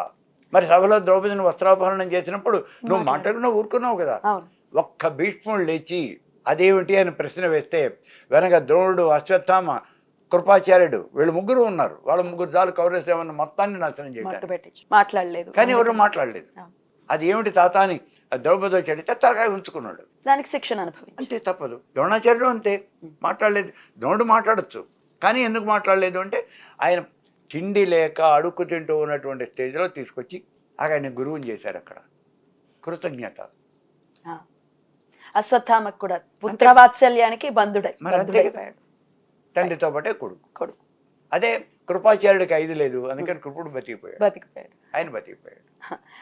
అయితే ఈ కర్ణుడు గొప్పవాడు అయినప్పటికీ తను ద్రౌపదితో వ్యవహరించినటువంటి తీరు, ఆవిడ ఏకవస్త్ర అయి ఉండి ఆవిడ్ని చాలా నీచంగా మాట్లాడటం, సభలోకి తీసుకురా బట్టలు ఒలిచేయని సలహా ఇవ్వటం కర్ణుడే చేశాడు అని విన్నాం. అవును, అనే ఉంది. ఎలా గొప్పవాడు? ఇప్పుడు ఇక్కడ అంట కాగినప్పుడు వాళ్ళ లక్షణాలు మనకు కొన్ని వస్తాయి. అందుకే సాంగత్యం చాలా చాలా మెయిన్ రోల్ ప్లే చేస్తుంది. మెయిన్ మన పిల్లలు వాళ్ళు ఎవరితో స్నేహం చేస్తున్నారు, ఎలా తిరుగుతున్నారు అనే విషయాన్ని కనుక మనం పట్టించుకోకపోతే వాళ్ళు సర్వనాశనం అవుతారు. కర్ణులు అదే కర్ణుడు అసలు నన్ను అడిగితే ఏమంటానంటే దీని అందరికీ కారణం ఆవిడే కుంతి ఆ రోజున కర్ణుని వదిలేయకుండా ఉంటే అసలు ఈ ప్రాబ్లం ఉండేదా? చిన్న పిల్ల కదండి, ఆవిడకి తెలియదు. ఏం చిన్నపిల్ల? నీళ్ళల్లో వదిలిపెట్టాలని తెలుసా? దానివల్లే కదా మరి ఈ ప్రాబ్లం అంతా వచ్చింది. మన సంగతి ఏ తల్లికైనా చాలా కష్టమైన పని అది, కానీ తెలియక చేసిన ఒక చిన్న తప్పు అది ఆడపిల్లలు ఖచ్చితంగా. ఇప్పుడు నాకు తెలియక నేను నిప్పుల్లో చేయబెట్టాను, కాలుతుంది ఖచ్చితంగా. దశ మహావిద్యల జోలికి వెళ్ళకండి, చాలా రౌద్ర రూపంలో అమ్మవారిని కొలవకండి. మీరు ఆల్రెడీ చెప్పున్నారు వామాచారం జోలికి వెళ్ళొద్దని. అయినప్పటికీ దశ మహావిద్యలు అంటే ఏమిటి, ఎందుకు వెళ్ళకూడదు వాటి జోలికి? అసలు దశ మహావిద్యలు అంటే ఏమిటి? అమ్మవారు పరబ్రహ్మ స్వరూపం, అంటే ఇప్పుడు సాకార బ్రహ్మ దగ్గరికి వచ్చేసాం కదా. ఈ సాకార బ్రహ్మ విస్ఫోటం చెందింది ఒకసారి. అలా విస్ఫోటం చెందినప్పుడు అవి 10 భాగాలుగా, ఈ 10 భాగాలే దశమహావిద్యలు. ఇందులో ఏది ఎక్కువ ఏది తక్కువ అంటే ఏది ఎక్కువ కాదు, ఏది తక్కువ కాదు, అన్నీ ఈక్వలే, అన్నీ పవర్ఫుల్లే. అయితే వీటిల్లో మళ్ళీ కొన్ని సాత్వికమైనటువంటి ఉన్నాయి, కొన్నేమో తమోగుణ ప్రధానమైన ఉన్నాయి. ఇప్పుడు కాళీ తారా మహావిద్య, భైరవి, భువనేశ్వరి, ఇవన్నీ పదావిద్యల్లో శ్రీకులము, కాళీ కులము అని 2 కులాలు ఉన్నాయి, 2 గ్రూపులు ఉన్నాయి. శ్రీకులము అని అంటే ఇది సాత్విక ప్రధానమైనటువంటి దేవతలు. ఇందులో షోడశి అంటే ఇప్పుడు మనం చెప్పుకునే మహాత్రిపుర సుందరి. ఈ ఈ దేవతలు మొత్తం 5గురు ఇటు ఉన్నారు. ఇటువైపున వచ్చేప్పటికి కాళీ, చిన్నమత్త, ఈ దేవతలు 5గురు ఇటు ఉన్నారు. మనం మోక్షం కావాలి అంటే మనం చేయవలసింది ఏమిటి? ఇక్కడ లోకాతీత, గుణాతీత, సర్వాతీత, సమాత్మిక. గుణాలకన్నింటికి కూడా అతీతంగా ఉండాలి, అతీతంగా ఉండేది అదే పరబ్రహ్మ స్వరూపము. మరి ఆ పరబ్రహ్మ స్వరూపాన్ని మనం చేరుకోవాలంటే మనం ఏం చేయాలి? మనం కూడా అట్లాగే వెళ్ళాలిగా, అదే పనులు మనము చేయాలి కదా. కాబట్టి గుణాలకు అతీతంగా ఉండాలి. సత్వరజస్తమో గుణాలు, ఈ 3 గుణాలు అంటే ఈ 3 గుణాలు కాదు, ఆ 3 గుణాలకి అతీతంగా ఉండాలి. తమోగుణ ప్రధానులైనటువంటి వాళ్ళు రాక్షసులు, రజోగుణ ప్రధానమైన వాళ్ళు మానవులు, సత్వగుణ ప్రధానమైనటువంటి వాళ్ళు దేవతలు. దేవతలకి ఏం మోక్షం రాదు, వాళ్ళు కూడా మనకు మళ్ళీ జన్మించినటువంటి వాళ్ళే దేవతలు అయ్యారంతే. దేవతల్లో కర్మ వల్ల దేవతలైనటువంటి వాళ్ళు కొంతమంది అయితే, జన్మ వల్ల దేవతలైనటువంటి వాళ్ళు కొంతమంది. ఫర్ ఎగ్జాంపుల్ కర్మ వల్ల దేవతలైన వాళ్ళు నౌషుడు కనిపించే నౌష చక్రవర్తి తీసుకెళ్ళి ఇంద్రుడిని చేశారు కదా.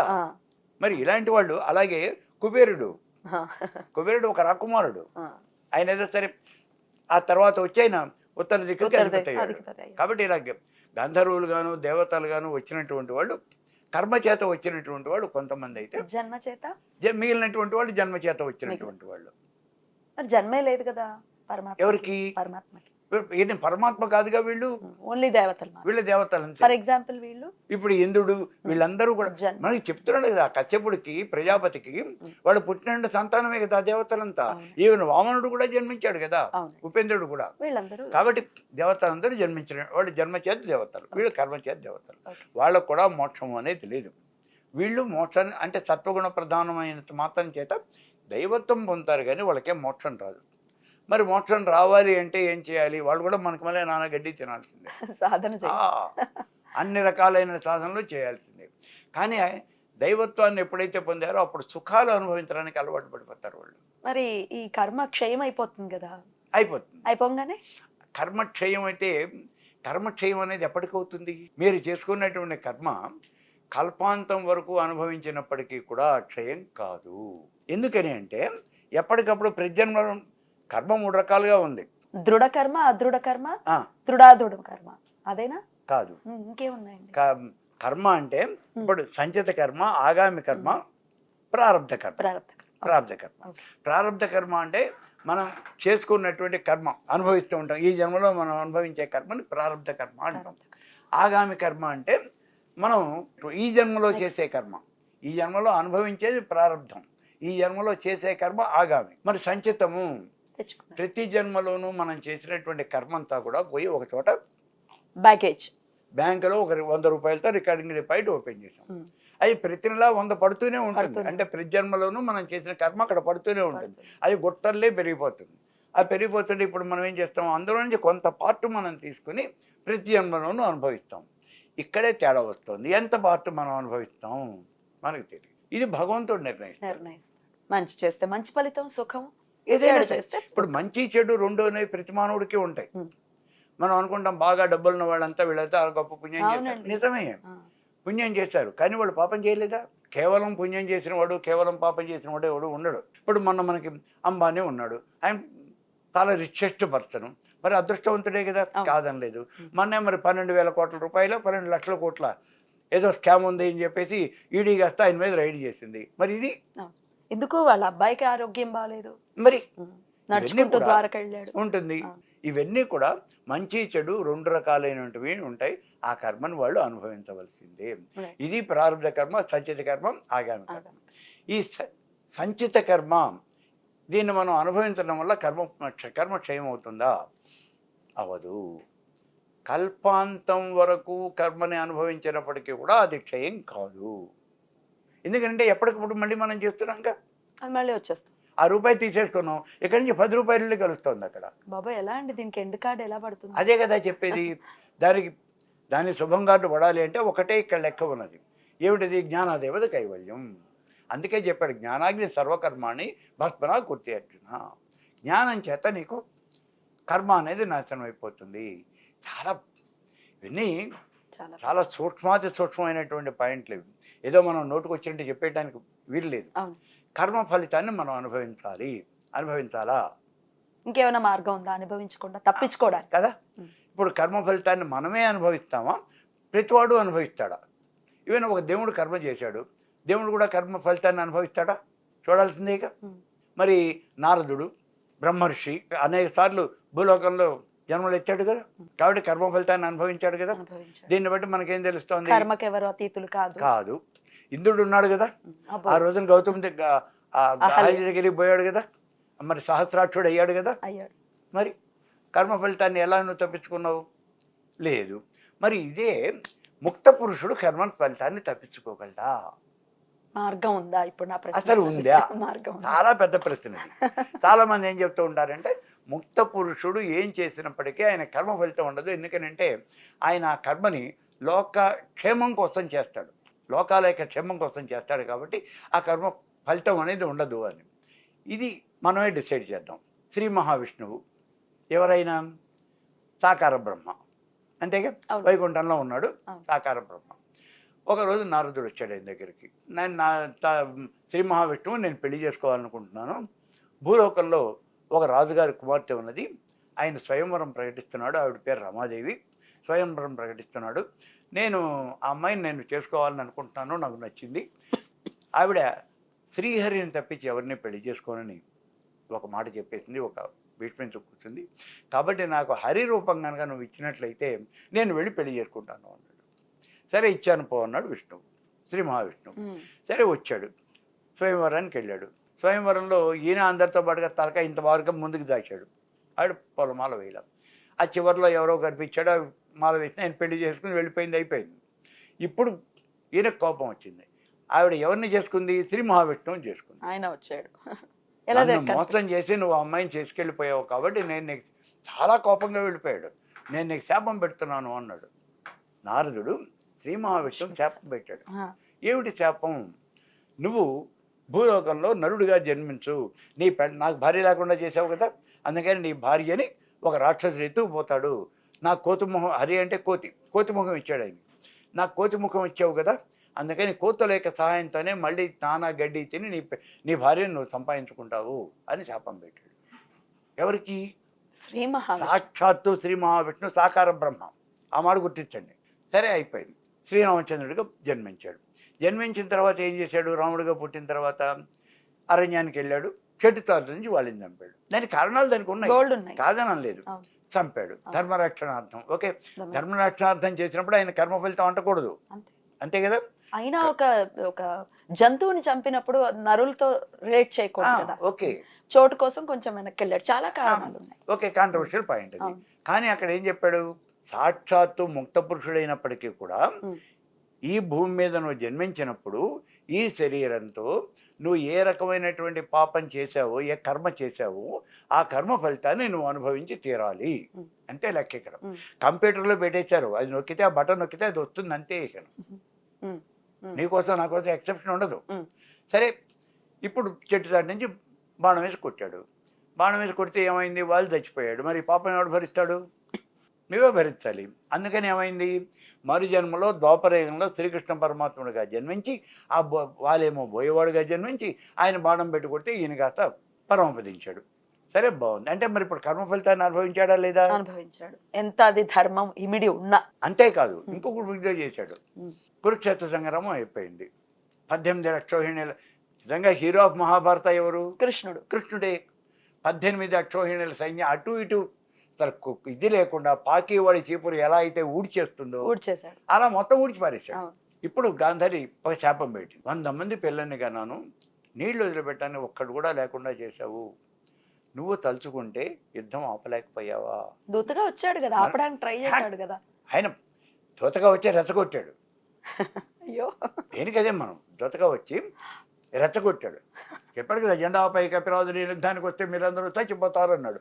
మరి ఎవడు ఊరుకుంటాడు? వీరుడైన వాడు ఎవడు ఊరుకోడు కదా. సరే, అసలు ఈవిడ పెంపకం లోపం ఉంది కదండి, ఉంది. పిల్లలు అంత చండాలంగా అదేం పెంచినప్పుడు కాదంటే చచ్చిపోతాడు ఎవడైనా. అన్నీ అగ్రీడ్, అన్నీ అగ్రీడ్. ఇప్పుడు ఈ మాట అనేటప్పటికీ నేను మాట్లాడకుండా చూస్తూ ఉంటున్నాడు. ఆవిడ కడుపు మండిపోతుంది. మరి 100 మంది పుత్రులు పోయారు కదా, నా కుమారులు ఎలా నాశనం అయిపోయి వంశం నాశనం అయిందో నీకు కూడా, నీ ఎదువీరులంతా కూడా నీ కళ్ళ ముందే నాశనం అయిపోతారు అని శాపం పెట్టి. మరి కృష్ణుడు చూస్తూ ఉండగానే ఆ చివరిలోకి వచ్చేప్పటికి ఆ మొసం పట్టడం అదంతా వాళ్ళ కొట్టుకుని అందరూ చచ్చిపోయారు కదా. సో కర్మ ఫలితాన్ని అనుభవించాడా లేదా? కాబట్టి ముక్త పురుషుడు కూడా అంటే పరమేశ్వర స్వరూపం. ముక్త పురుషుడు అంటే పరమేశ్వరుడు. ఆయన కూడా కర్మ ఫలితాన్ని అనుభవించాల్సిందే. నాకు డిస్కరేజింగ్ అనిపిస్తుంది. మరి ఇంకేం మార్గం లేదా? ఒక్క నిమిషం ఇక్కడే మనం చాలా జాగ్రత్తగా చూడాలి. ఏదో ఒక పాయింటే మనం తెలుసుకొని మాట్లాడేస్తే కాదు. ఇప్పుడు ఇది అనుభవించాడు అనే మాట మనకు క్లియర్ కదా. ఇప్పుడు మనం నిజంగా చెప్పాలంటే అనుభవించలేదు అని అంటాం. ఎలా అనుభవించడం అంటే ఏమిటి? మనసా వాచ కర్మణ. అర్థమైంది. అంతే కదా. మనం ఇంటికి వెళ్ళినప్పుడు చిన్నపిల్లవాడు ఎగురుకుంటూ వచ్చాడు, అమ్మ అమ్మ అంటూ వచ్చాడు. వాడిని మనం ఎత్తుకున్నాం, వాడిని ముద్దులేయడం, వాడిని ఎత్తుని పెట్టుకున్నాం. మనం ఇది మనస్ఫూర్తిగా చేస్తుంది. కాబట్టి దాన్ని మనం అనుభవిస్తూ ఉన్నాం. అంతే తప్పించి యాంత్రికంగా వాడిని అలా తీసుకుని ఒకసారి ఎత్తేసుకుంటే కూర్చోబెట్టి వెళ్ళిపోయినాం అనుకో, అప్పుడు ఆ అనుభవం అనేది మనకు ఉండదు కదా. ఇక్కడ కృష్ణుడి పరిస్థితి, రాముడి పరిస్థితి. ఆయన ఇలా కృష్ణుడు తను చచ్చిపోయినప్పటికీ కూడా ఆయన చెప్తాడు, ఏం లేదు అంతా అలా జరగాలి, అంతే జరిగింది. నువ్వు అక్కడ గాంధారి చెప్తాడు, అత్త వీళ్ళందరినీ నాశనం చేయాలి అంటే నేను ఎలాగానే ఆలోచిస్తున్నాను, వాడు మహావీరులు, మళ్ళీ నేను అవతారం ఎత్తాలి అని ఆలోచిస్తున్నాను. అది కాకుండా చేసావు, నన్ను ఎత్తిన పాలు పోసావు, నా బోళ్ళంత ఉపకారం చేసావు నువ్వు అన్నాడు. మరి మనం అనగలమా? అనలేం. అది పరమేశ్వర స్వరూపం. కర్మ ఆయన వాళ్ళ కర్మ అంటదు. కర్మ ఆ ఫలితం రాదు అని కాదు. ఇక్కడ మనం చాలా జాగ్రత్తగా చూడాలి పదాలు. కర్మ అంటదు అంటలేదు, ఎందుకంటే డిటాచ్డ్ గా ఉన్నాడు. ఆయన డిటాచ్డ్. ఎగ్జాక్ట్లీ. కుమ్మరి పురుగు బురదలో తిరుగుతూ ఎలా అయితే తన ఒంటికి ఏ రకమైన బురద అంటించుకోకుండా ఉంటుందో అలాగే ఉంటాడు ముక్త పురుషుడు. మనం ముక్త పురుషులుగా ఉంటే ఎటువంటి కర్మ అనుభవించాల్సిన అవసరం ఉండదు. కానీ మీరు కనుక మళ్ళీ ఈ ముక్త పురుషులకు లక్షణం ఉంది. వాళ్ళు పరమపదం చేరారు. పరమపదం చేరిన తర్వాత ఏమైంది? అక్కడ ఆ పరమపదంలో కూర్చున్న తర్వాత అందరూ అక్కడ కూర్చోవాలని అనుకోరు. నీ బట్టి వాళ్ళు, నా బట్టి వాళ్ళు, కొంతమంది type they want to do something to the society. లోకాలకు ఏదో మేలు చేయాలి అనే కోరిక ఉంటుంది వాళ్ళకి. వాళ్ళు ఏం చేస్తారు? వాళ్ళ యొక్క కోరిక కనుక అలా ఉన్నట్లయితే వాళ్ళు మళ్ళీ భూలోకంలో అవతరిస్తారు. ఎవరు? ముక్త పురుషులు. అలా అవతరించిన వాడేగా శ్రీమన్నారాయణుడు. ఇన్ని అవతారాలు అట్లాగే వచ్చాయి కదా. కాబట్టి వాళ్ళు అలా వస్తారు. ఈ వచ్చినటువంటి వాడు ఏం చేస్తాడు? ఇక్కడ ఈ కర్మ అనేది ఏదో చేస్తాడు. మరి చేసినటువంటిది కర్మ ఫలితం వస్తుంది. ఆ కర్మ ఫలితం ఏదో రకంగా వాళ్ళు అనుభవించాలి. అయితే వాళ్ళని మనం కరెక్ట్గా కనుక సూక్ష్మమైన దృష్టితో చేస్తే వాళ్ళు అనుభవించారంటే వాళ్ళకి అనుభవమే లేదు, ఇంకా అనుభవించేదే ఉంది. మనం ఆ లెవెల్కి వెళ్ళి ఆలోచించాలి. అంతేగాని ఇక్కడ సామాన్యమైన మానవుడి దృష్టితో ఆలోచిస్తే వాళ్ళు కూడా కర్మ ఫలితాన్ని అనుభవిస్తారు. ఇక దశమహావిద్యలు ఆరాధించవచ్చు. ఇప్పుడు మనం శ్రీకులము, కాళీకులము అని 2 రకాలుగా చెప్పుకున్నాం కదా.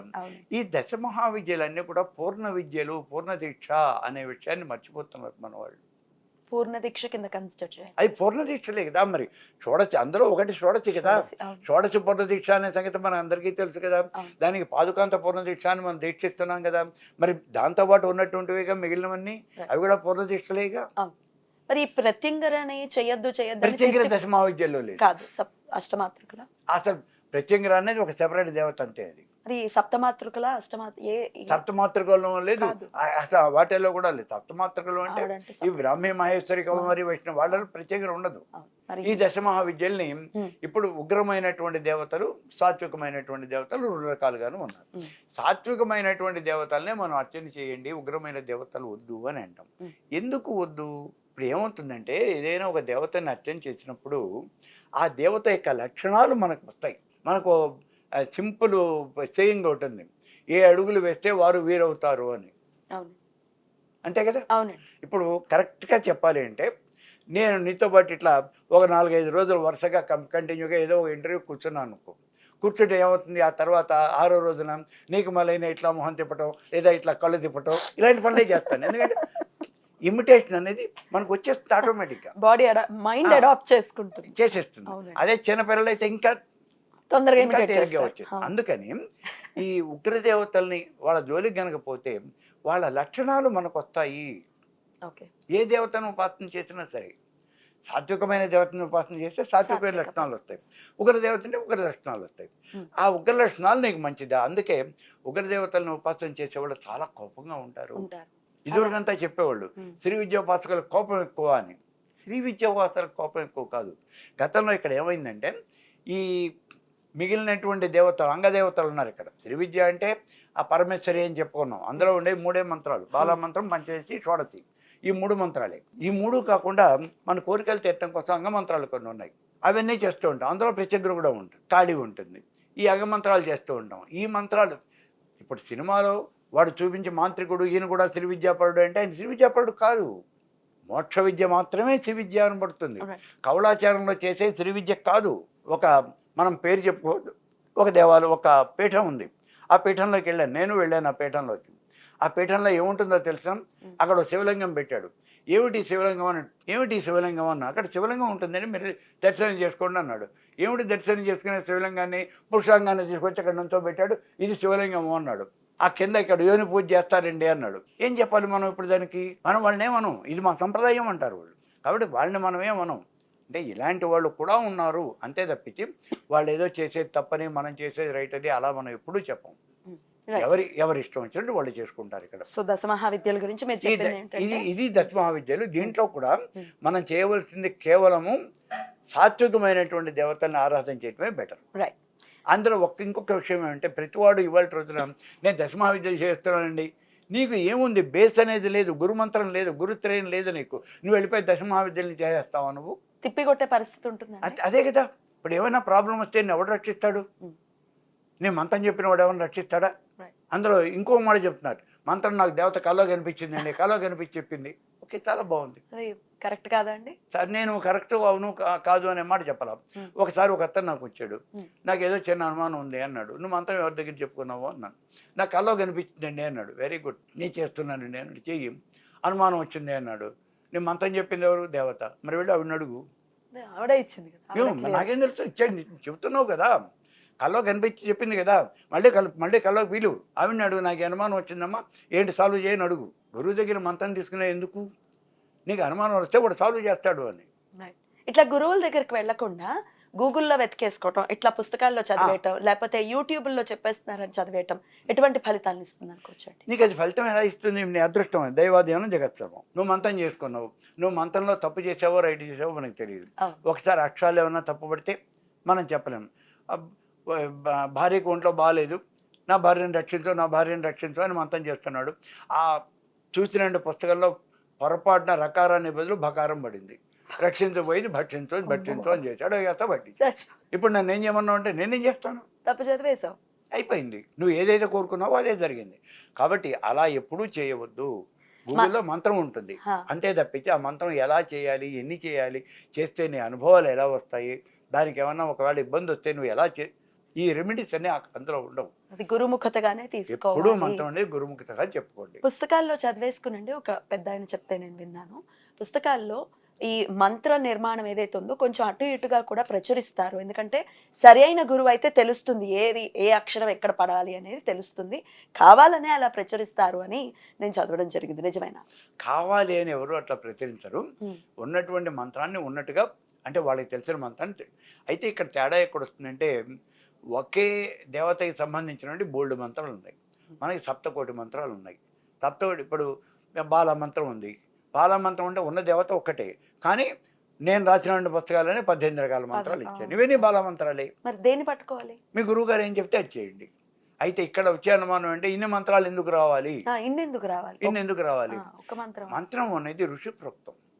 మంత్రశాస్త్రం అంతా ఋషి ప్రోక్తం. ఋషులు చెప్పారు మంత్రాలు. నాకంటే కనిపించింది నేను చెప్పాను. ఇప్పుడు అక్కడ ఒక చోట ఆ దేవాలయంలోకి వెళ్ళాం, అక్కడ ఉన్నటువంటి దేవతా విగ్రహాలని కూడా అన్ని బట్టలు ఊడదీసి శుభ్రంగా కూర్చోబెట్టాడు దేవతా విగ్రహాలు. మరి ఏమిటి అంటే నాకు ఇలా కనిపించింది అన్నాడు. నేనేం సమాధానం చెప్తాను? నేను దేవత అలా ఎక్కడికైనా కనిపిస్తుందా? ఎవరికైనా కనిపిస్తుందా? అంటే అభాస్పాలు అవుతుంది కదా ధర్మం. అదే కదా. ఇప్పుడు మనమంతా కూడా భస్మాలు అవుతాం. అదే. కానీ దాని వెనకాల పట్టుకు తిరిగేవాళ్ళు బోడు మంది ఉన్నారు. ఏమన్నా అంటే ఇది కౌలాచారం అండి అన్నారు. ఓకే, కామాలు. కానీ ఇప్పుడు విచిత్రం ఏమంటే ఇదంతా కూడా శ్రీ విద్య అని చెప్తున్నారు. అది కాదు. దీన్ని ఖండిస్తారా మీరు? ఖచ్చితంగా అది శ్రీ విద్య కాదు. జ్ఞానప్రదమైనటువంటిది మాత్రమే శ్రీ విద్య. మోక్షప్రదమైనటువంటిది మాత్రమే శ్రీ విద్య. ఇందాక చెప్పాను కదా, ఆత్మవిద్య, మహావిద్య, శ్రీ విద్య, కామసేవిత, అదే శ్రీ విద్య అంటే. మిగిలినటువంటివి ఏమిటంటే నీ కోరిక తీరటం కోసం నువ్వు వాటిని ఇంప్లిమెంట్ చేసుకుంటున్నావు. ఒకే పేరు మాత్రం పెట్టుకుంటున్నావు, ఇది కూడా శ్రీ విద్యను అని. నువ్వు కూడా శ్రీచక్రాన్ని తెచ్చక్కడ పెడుతున్నావు, శ్రీచక్రాన్ని అర్చన చేస్తున్నావు. అంత మాత్రం చేత శ్రీ విద్య అవదు. మామూలుగా కూడా శ్రీచక్రాలను తెచ్చేసుకోవటం, ఇంట్లో అర్చించేసుకోవటం లాంటివి చేస్తారు, చేయొచ్చా? అది చేయకూడదు. ఎందుకంటే ఇవాళ రోజున బజార్లో దొరుకుతున్న శ్రీచక్రాలు ఏవి సవ్యంగా లేవు. ఒక చోట ఒక ఆశ్రమానికి నేను వెళ్ళాను. అక్కడ ఏదో ఒక ఇది ఉంది, నేను వెళ్ళాను అక్కడికి. మధ్యాహ్నం పాటు నేను నిద్ర లేచి బయటకు వచ్చేప్పటికి నేను ఉన్నటువంటి రూమ్లోనే ఆ ముందు ఒక చిన్న స్టాల్ ఏర్పాటు చేస్తుంది. ఆ స్టాల్లో అనేక ఏదో అమ్ముతున్నాడు. అందులో నేను వెళ్ళి ఏమిటో విచిత్రంగా చూస్తున్నాను. వాడు ఒక శ్రీచక్రం తీశాడు. అందులో దీన్ని శ్రీచక్రం అంటారు సార్, ఇది చాలా గొప్పదైనటువంటిది, అది స్ఫటికంతో తయారు చేస్తుంది, గొప్పదైనటువంటిది, చాలా బాగుంది, మీరు తీసుకోండి సార్, మీకు చాలా బాగుంటుంది అన్నాడు. నేను ఆ శ్రీచక్రాన్ని ఒకసారి చూసి మాతాజీకి చెప్పి అమ్ముతున్నావా ఇవి అన్నాను నేను. అవునండి, ఆయన అప్రూవ్ చేశారు అన్నాను. ఇది తీసుకెళ్ళి నేను అడగనా అన్నాను. నేను ఏమైందండి అన్నాడు. ఇందులో అన్నీ తప్పులే కదయ్యా ఉంది. ఎలాగండి అని నేను చెప్పాను పద మాతాజీ దగ్గరికి అన్నాను. అంటే మీరు ఎవరండి అన్నాడు. ఎవరో ఒక పెద్ద వ్యక్తి వస్తున్నాడు, వాళ్ళకి ఆ రోజున ఏదో ఒక కార్యక్రమం ఉన్నది అనే విషయం వాళ్ళందరికీ తెలుసు. ఆ మనిషి ఎవరో వాళ్ళకి తెలియదు. అది మీరే? అది నేనే రబ్బాయి అని చెప్పాను. అయ్యో నాకు తెలియదండి, అమ్మవారు అట్లా.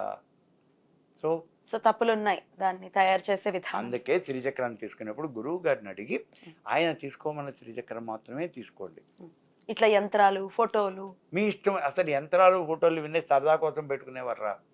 మీరు యంత్రాలు, రాగి యంత్రాలు తీసుకొచ్చి, వెండి యంత్రాలు తీసుకొచ్చి పెడతారు, చాలా బాగుంది, మీరు అర్చన చేస్తారు, సరదా కూడా చేస్తారు, నేను ఒప్పుకున్నా. అయిపోయిన తర్వాత ఏంటి పరిస్థితి? మీ తర్వాత ఎవరు చేస్తారు? మీ పిల్లలు చేస్తారా? చేయకపోతే ఏంటి? చెయ్యరు. ఒకవేళ చేయలేదు, అప్పుడు అదే నేను అడుగుతున్నా, ఏం చేస్తావు? అప్పుడు ఎటువంటి డిస్పోజ్ చేయాలి కాబట్టి ఎలా డిస్పోజ్ చేయాలి? ఎలా చేస్తావు? పంచభూతాల్లో కలిపి లేదా ఏ దేవాలయంలో ఇచ్చేయాలి, జీవనదిలో వేయటం. అంటే పంచభూతాల్లో అంటే నేలలో పడేసేస్తాం, నదుల్లో పడేసేస్తాం, అలాంటి పనులు ఏమన్నా చేయాలి. లేదు, ఎవరికైనా ఇచ్చేయాలి, తీసుకునే వాళ్ళు ఉండాలి కదా. అందుకే నేను మొన్న నా దేవతార్చన మొత్తం మా శిష్యులను పిలిచి మీకేం కావాలంటే తీసుకోండి అని చెప్పాను. అందరూ తలోటి తీసుకెళ్ళిపోయారు. ఇప్పుడు నా ప్రాణం హాయిగా ఉంది. మీకేం బెంగ అనిపించలేదా? దీపారాధన చేయాల్సిన పని కూడా లేదు. ఓకే, మీరు డిటాచ్డ్ వర్షన్ లో ఉన్నారు కాబట్టి నాకు వచ్చిన ప్రశ్న, అరే ఇన్నాళ్ళు మేము పూజించుకున్నా ఎలా వదలు, అసలు విరిగిపోయిన చిత్రపటాలని కూడా తీయరు. ఇన్నాళ్ళు పూజించాను, అయ్యో ఎలా పాడేయాలి, లేకపోతే తీసుకెళ్లి గుళ్ళలో పడేయడం, ఇది చేస్తూ ఉంటారు. అంతే చేస్తూ ఉంటారు. శ్రీచక్రాన్ని విషయంలో మాత్రం జాగ్రత్త వహించాలి. గురువు గారు ఆమోదిస్తే తీసుకోండి. చాలా. ఎందుకంటే అందులో సంప్రదాయ భేదాలు కూడా ఉన్నాయి. కంచి వారి సంప్రదాయం వేరు, శృంగేరి వారి సంప్రదాయం వేరు, గుంటూరు విరూపాక్షపేటం వారి సంప్రదాయం వేరు, నార్త్ ఇండియాలో శాక్తేయ సంప్రదాయం వేరు, శంకర సంప్రదాయం వేరు, ఇలా అనేక రకాలైన సంప్రదాయాలు ఉన్నాయి. అందులో మీ సంప్రదాయంలో ఉన్న శ్రీచక్రాన్నే మీరు తీసుకోవాలి. అది మీ గురువు గారు చూసి అది కూడా కరెక్ట్గా ఉందో లేదో చూసి అప్పుడు చెప్పాలి. చండీ హోమం, కలో చండీ వినాయక అని అంటూ ఉంటారు. అయితే చండీకి సంబంధించి హోమం చేసుకోవడం అనేది మీరు పుస్తకాన్ని కూడా ప్రచురించడం జరిగింది. అదే మీ 100వ పుస్తకం కూడా. అయితే దాంట్లో కల్పం మొత్తం చెప్పేశారు. చండీ కల్పం మొత్తం చెప్పారు. చండీని గురించిన ఇన్ఫర్మేషన్ ఫుల్. ఆ పుస్తకం ఇది కాదు కానీ అసలు ఆ పుస్తకం చదువుతూ కూడా మీరు హోమం చేసేసుకోవచ్చు. బ్రాహ్మణ హోమం చేయడం కోసమే పురోహిత సహాయం తీసుకోనవసరం లేకుండా మీరు చేసేసుకోవచ్చు. అయితే ఈ చండీ అనేది ఎందుకు ఆరాధించాలి, ఎవరెవరు ఆరాధించవచ్చు? ఆ పుస్తకం పట్టుకుని ఎవరైనా హోమం చేసుకోవచ్చా? చేసుకోవచ్చు. ఎటువంటి మంత్రం తీసుకోవాలి, లేకపోతే ఇలా పుస్తకం చదివేసుకుని చేయకూడదు. అలా చేయకూడదు. అంటే సింపుల్ ఎగ్జాంపుల్, ఇదా భావించకపోతే దవాయి అమ్మాయిని నేను చేయబట్టుకుని ఇంట్లో ఇలా రాకూడదు కదా. అలా తెచ్చుకోవాలంటే మా ఇద్దరికి ఏదో ఒక రిలేషన్ అనేది ఏర్పాటు చేసుకోవాలి కదా. అవునండి, అప్పుడు మాత్రమే చేయాలి. చండీతో కూడా మనం అలాగే ఇక్కడ కూడా ఒక మంత్రం గురువు గారి దగ్గర, సద్గురువు దగ్గర చెప్పుకోండి మంత్రం. ఆ తర్వాత చండీ మెయిన్ ఇక్కడ సద్గురువు దగ్గర అంటే విషయ పరిజ్ఞానం ఉన్నటువంటి వాడి దగ్గర చెప్పుకోండి, లేనటువంటి వాడి దగ్గర చెప్పుకోవద్దు. ఎందుకంటే ఒకసారి ఒక వ్యక్తి నా దగ్గరికి వచ్చాడు, గణపతి తర్పణ చేయాలనుకుంటున్నాను సార్, నాకు కొంచెం ఒకసారి చెప్పండి దాని గురించి అన్నాడు. మంత్రం చెప్పుకున్నావా? చెప్పుకున్నాను సార్. మరి ఆయనే అడగచ్చు కదా, ఆ గురువు గారు. ఆయనే అడగాలి కదా. ఆయన అడిగాను సార్, నేను ఈ మంత్రం వరకే నాకు తెలుసు, దాని మిగిలిన ప్రక్రియ నాకు తెలియదు, నువ్వు ఎవరన్నా తెలిసిన వాళ్ళ దగ్గర చెప్పుకో అని చెప్పేసి చెప్పారండి అని. నిజంగా ఆయనకి నేను నమస్కారం చేస్తాను, ఎందుకంటే తెలియని విషయాన్ని తెలియని ఒప్పేసుకున్నాడు. అదే చాలా గొప్ప విషయం, చాలా గొప్ప విషయం అది. మరి అందుకే నువ్వు మంత్రం తీసుకునేప్పుడు దాని గురించి ఏ రకమైన వివరణ అయినా ఇవ్వగలిగినటువంటి వ్యక్తి అటువంటి గురువుని నువ్వు సెలెక్ట్ చేసుకోవాలి. ఆ గురువు దగ్గరే మంత్రం తీసుకోవాలి. అప్పుడు నువ్వు చండీ మంత్రం తీసుకుని దాన్ని కూడా ఇంత జపం అని ఉంటుంది, ఆ లెక్క జపం చేసి అప్పుడు నువ్వు సప్తయితే నేర్చుకుని, చండీ హోమం చేయంటే సప్తయితే 700 శ్లోకాలు చేయాలి కదా, సప్తశతి గురించి కూడా ఒకసారి మనం అట్లాగే. అప్పుడు ఈ సప్తయితే నువ్వు హోమం చేసుకోవచ్చు. మంత్రం ఉంటే గనక ఆ పుస్తకాన్ని పట్టుకుని, మీరు ప్రచురించిన పుస్తకాన్ని పట్టుకుని. అసలు ఇంకొకటి, హోమం చేయడానికి చండీ కల్పన దగ్గరికి వెళ్ళక్కర్లేదు. సర్వదేవతా హోమ విధానము అని నేను పుస్తకం ఇచ్చాను, అందులో 10 రకాల దేవతలకు హోమాలు చేయటం ఇచ్చాను నేను. ఆ పుస్తకం తీసుకుంటే మీరు ఏ దేవతకైనా హోమం చేయొచ్చు. మరి మంత్రం కావాలి, మంత్రం తీసుకోవాలి. మంత్రం తీసుకోవాలి. ఫస్ట్ మంత్రం తీసుకున్న తర్వాత సర్వదేవత ఏదైనా సరే ముందు మంత్రం. ఇందాక చెప్పాను కదా, నువ్వు ఆ రిలేషన్ ఏర్పాటు చేసుకుంటేనే. రైట్, అర్థమే. మరి ఇప్పుడు చండీ విషయం గురించి ఒకవేళ మనం తీసుకుంటేనండి, ఎటువంటి కామ్యార్థం చండీ హోమాన్ని మనం చేసుకోవచ్చు? సర్వకార్యానుకూలత ఫలసిద్ధ్యర్థం చండీ హోమం కరిష్య అని చెప్తాను. కలియుగంలో కలవ చండీ వినాయక అన్నాడు కదా, గణపతి చండీ ఈ రెండే మనకి ప్రధానమైనటువంటి దేవతలు. నువ్వు ఏ రకమైన కోరిక కావాలన్నా ఇవే తీరుస్తాయి అని. గణపతి కూడా అలాగే తీరుస్తాడా? తీరుస్తాడు. గణపతి కల్పం అని నేను పుస్తకం వేశాను. ఆ దేంట్లో మీరు A to Z అన్ని మంత్రం చెప్పుకునే, దేనికైనా మెయిన్ మంత్రం చెప్పుకునే. అది గణపతి తర్పణ బ్రహ్మాండమైన ఫలితాన్ని ఇస్తుంది. తర్పణ ప్రియుడు గణపతి అంటే. ఇవన్నీ కూడా అనుభవిక వైద్యం, ఏదో మనం మామూలుగా పుస్తకాలు ఏదో రాసి చెప్పడం కాదు. అవి నేను చేసి దాని ఫలితాన్ని నేను పొంది నేను బయటికి చెప్తున్నాను. ఎటువంటి కామ్యార్థమైనా ఎటువంటి బ్రహ్మాండమైన పనులు. ఒక ఆయన ఎవరో ఇల్లు కట్టుకుంటూ ఉన్నాడు, ఇల్లు అయిపోతుందేమో అని భయం, డబ్బులు లేవు, అయిపోయింది, పిల్లలకు మాత్రం లేచినాయి, స్లాబ్ పడలేదు, వాడికి గణపతి తర్పణ చేయడం తెలుసు. అతను వచ్చి రోజు కూర్చుని వాడు వర్కర్స్ వర్క్ చేస్తుంటే రోజు అక్కడ ఉదయం పూట 4 సార్లు వస్తుంది, పూర్తి అవుతుంది. అలాగే చండీ కూడా మీకు బాగా పరిచయం ఉంటుంది. తెలుగు రాష్ట్రాల్లో ముఖ్యమంత్రి చండీ హోమం చేసే ముఖ్యమంత్రి అయ్యాడు. అవును, మళ్ళీ చేశాడు కానీ అవ్వలేదు, ఎందుకనండి? అది ఆయనే చెప్పాలి. అప్పుడు ఎందుకైంది? అప్పుడు చేసినప్పుడు మరి ఒక్కసారి అయ్యారు కదా, రెండోసారి కూడా అవ్వాలి కదా. అంటే నువ్వు చేయడంలో లోపం ఉండాలి, లేదా నీ కర్మ బాగుండకపోయి ఉండాలి, నీ అక్కడితో నీది ఎండ్ అయిపోయి ఉండొచ్చు. ఆ రోజున ఎంత గొప్పగా చేశాడంటే రాష్ట్రపతి ప్రధానమంత్రి కూడా వచ్చారు, ఇన్వైట్ చేశాడు. మరి ఫలితం వస్తుందా అంటే కళ్ళకి కనిపించింది. అయితే మరి అంత భారీ ఎత్తున మనం ఏదో 2 సార్లు చేసి మనం నాకు ఫలితం రాలేదు అంటే అలా రాదు. మనం మంత్రం చెప్పిన తర్వాత మంత్రం చేయవయా అంటాం. వాడు వచ్చి మనం అడుగుతాడు, ఎన్ని మాలలు చేయాలండి? 1 మాల చాలా, 2 మాలలు చేయాలా? ఒక కప్పు కాఫీ ఇస్తే నువ్వు పొద్దు నుంచి సాయంత్రం దాకా అలాగే కూర్చొని ఉంటావా? మరి 1 మాల చేస్తే నీకు ఫలితం ఎట్లా వస్తుంది? ఎనర్జీ ఎలా సరిపోతుంది? నీకు ఎంత ఫలితం కావాలంటే దాన్ని బట్టే నువ్వు చేయాలి కదా. సామాన్యమైన ఫలితం పొందాలి అంటే, ఏదో ఒక సర్టెన్ లెవెల్లో ఫలితం పొందాలి అంటే ఏ మంత్రమైనా సరే రోజు కనీసం 5000 జపం చేయాలి. అయ్యో బాబాయ్, మరి 5000 కూడా చేయకపోతే ఎట్లా? నువ్వు ఏమీ చదువుకోకుండా నేను కలెక్టర్ అవ్వాలంటే ఎట్లా అవుతామ్మా? బిలో కలెక్టర్ అవ్వాలి మహా అయితే. రైట్. అయితే ఈ చండీ పురోహితులతో చేయించుకునే పక్షాన పురోహితులు ఆ మంత్రాన్ని సాధన చేసి ఉండాలి. మరి ఆ పురోహితులు చేశారో చేయలేదో మనకి ఎలా తెలుస్తుందండి? అందుకే మిమ్మల్ని చేసుకోమన్నాం. మమ్మల్ని చేసుకోమన్నారు, మీరు మంత్రం చేసుకుని అప్పుడు మంత్రం చెప్పుకోండి. మీకు మంత్రం ఎవరు చెప్తారు? మాకు డబ్బులు తీసుకుంటే మేము చెప్తాం కదా, మేము ఉన్నాం కదా. మిమ్మల్ని ఎలా కాంటాక్ట్ చేయాలి మరి? మిమ్మల్ని మరి మా ఫోన్ నెంబర్ ఉంది, మా పుస్తకాలు ఉన్నాయి, నా యూట్యూబ్ ఛానల్ ఉంది, ఇస్తారు. నేను పర్సనల్గా శుభ్రంగా ఎవరికి మంత్రం కాదు. డబ్బులు ఏమి తీసుకో. డబ్బులా? పిచ్చి ప్రశ్న అనుకోకండి, వాళ్ళ కోసం ఎప్పుడు తీసుకోరు. ఎప్పుడు తీసుకోండి. ఇందాకే చెప్పాను కదా, డబ్బులు తీసుకుని మంత్రాన్ని చెప్పేటటువంటి వాడు పిశాచమే పడతాడు అని చెప్పాడు వ్యాసుడు.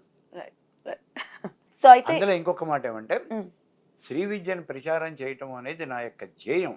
ఇంకో రకంగా చెప్పాలి అంటే శ్రీ విద్య అనేది నా ఊపిరి అని చెప్పచ్చు.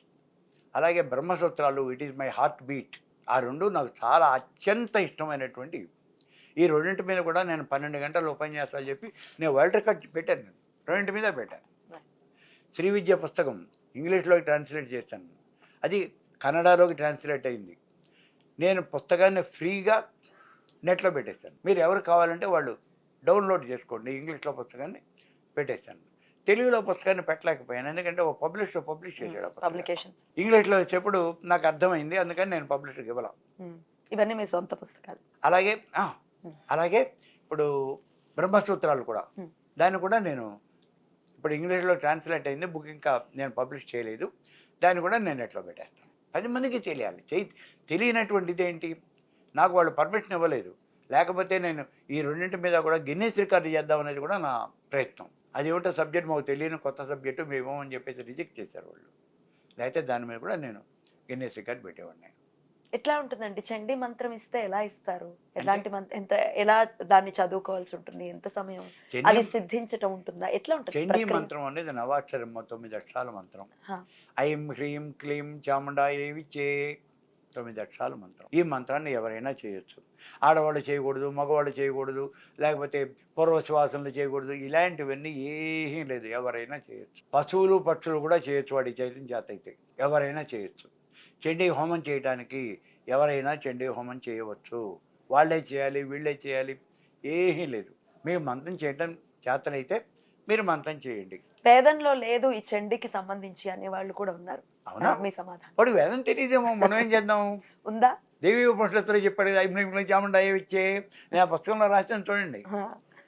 నమో దేవి మహాదేవి శివాయే సతన్నమ నమ ప్రకృతి భద్రాయనే తాం ప్రణతం స్మృతం, అది ఒక మంత్రం. ఆ మంత్రాన్ని 2 లైన్ల తర్వాత ఐం చాముండాయ ఇచ్చే మంత్రం ఇచ్చాడు. అందులో దుమ్ దుర్గాయే నమః, ఆ ఉపనిషత్తుల మంత్రాలు ఉన్నాయి ఇవి.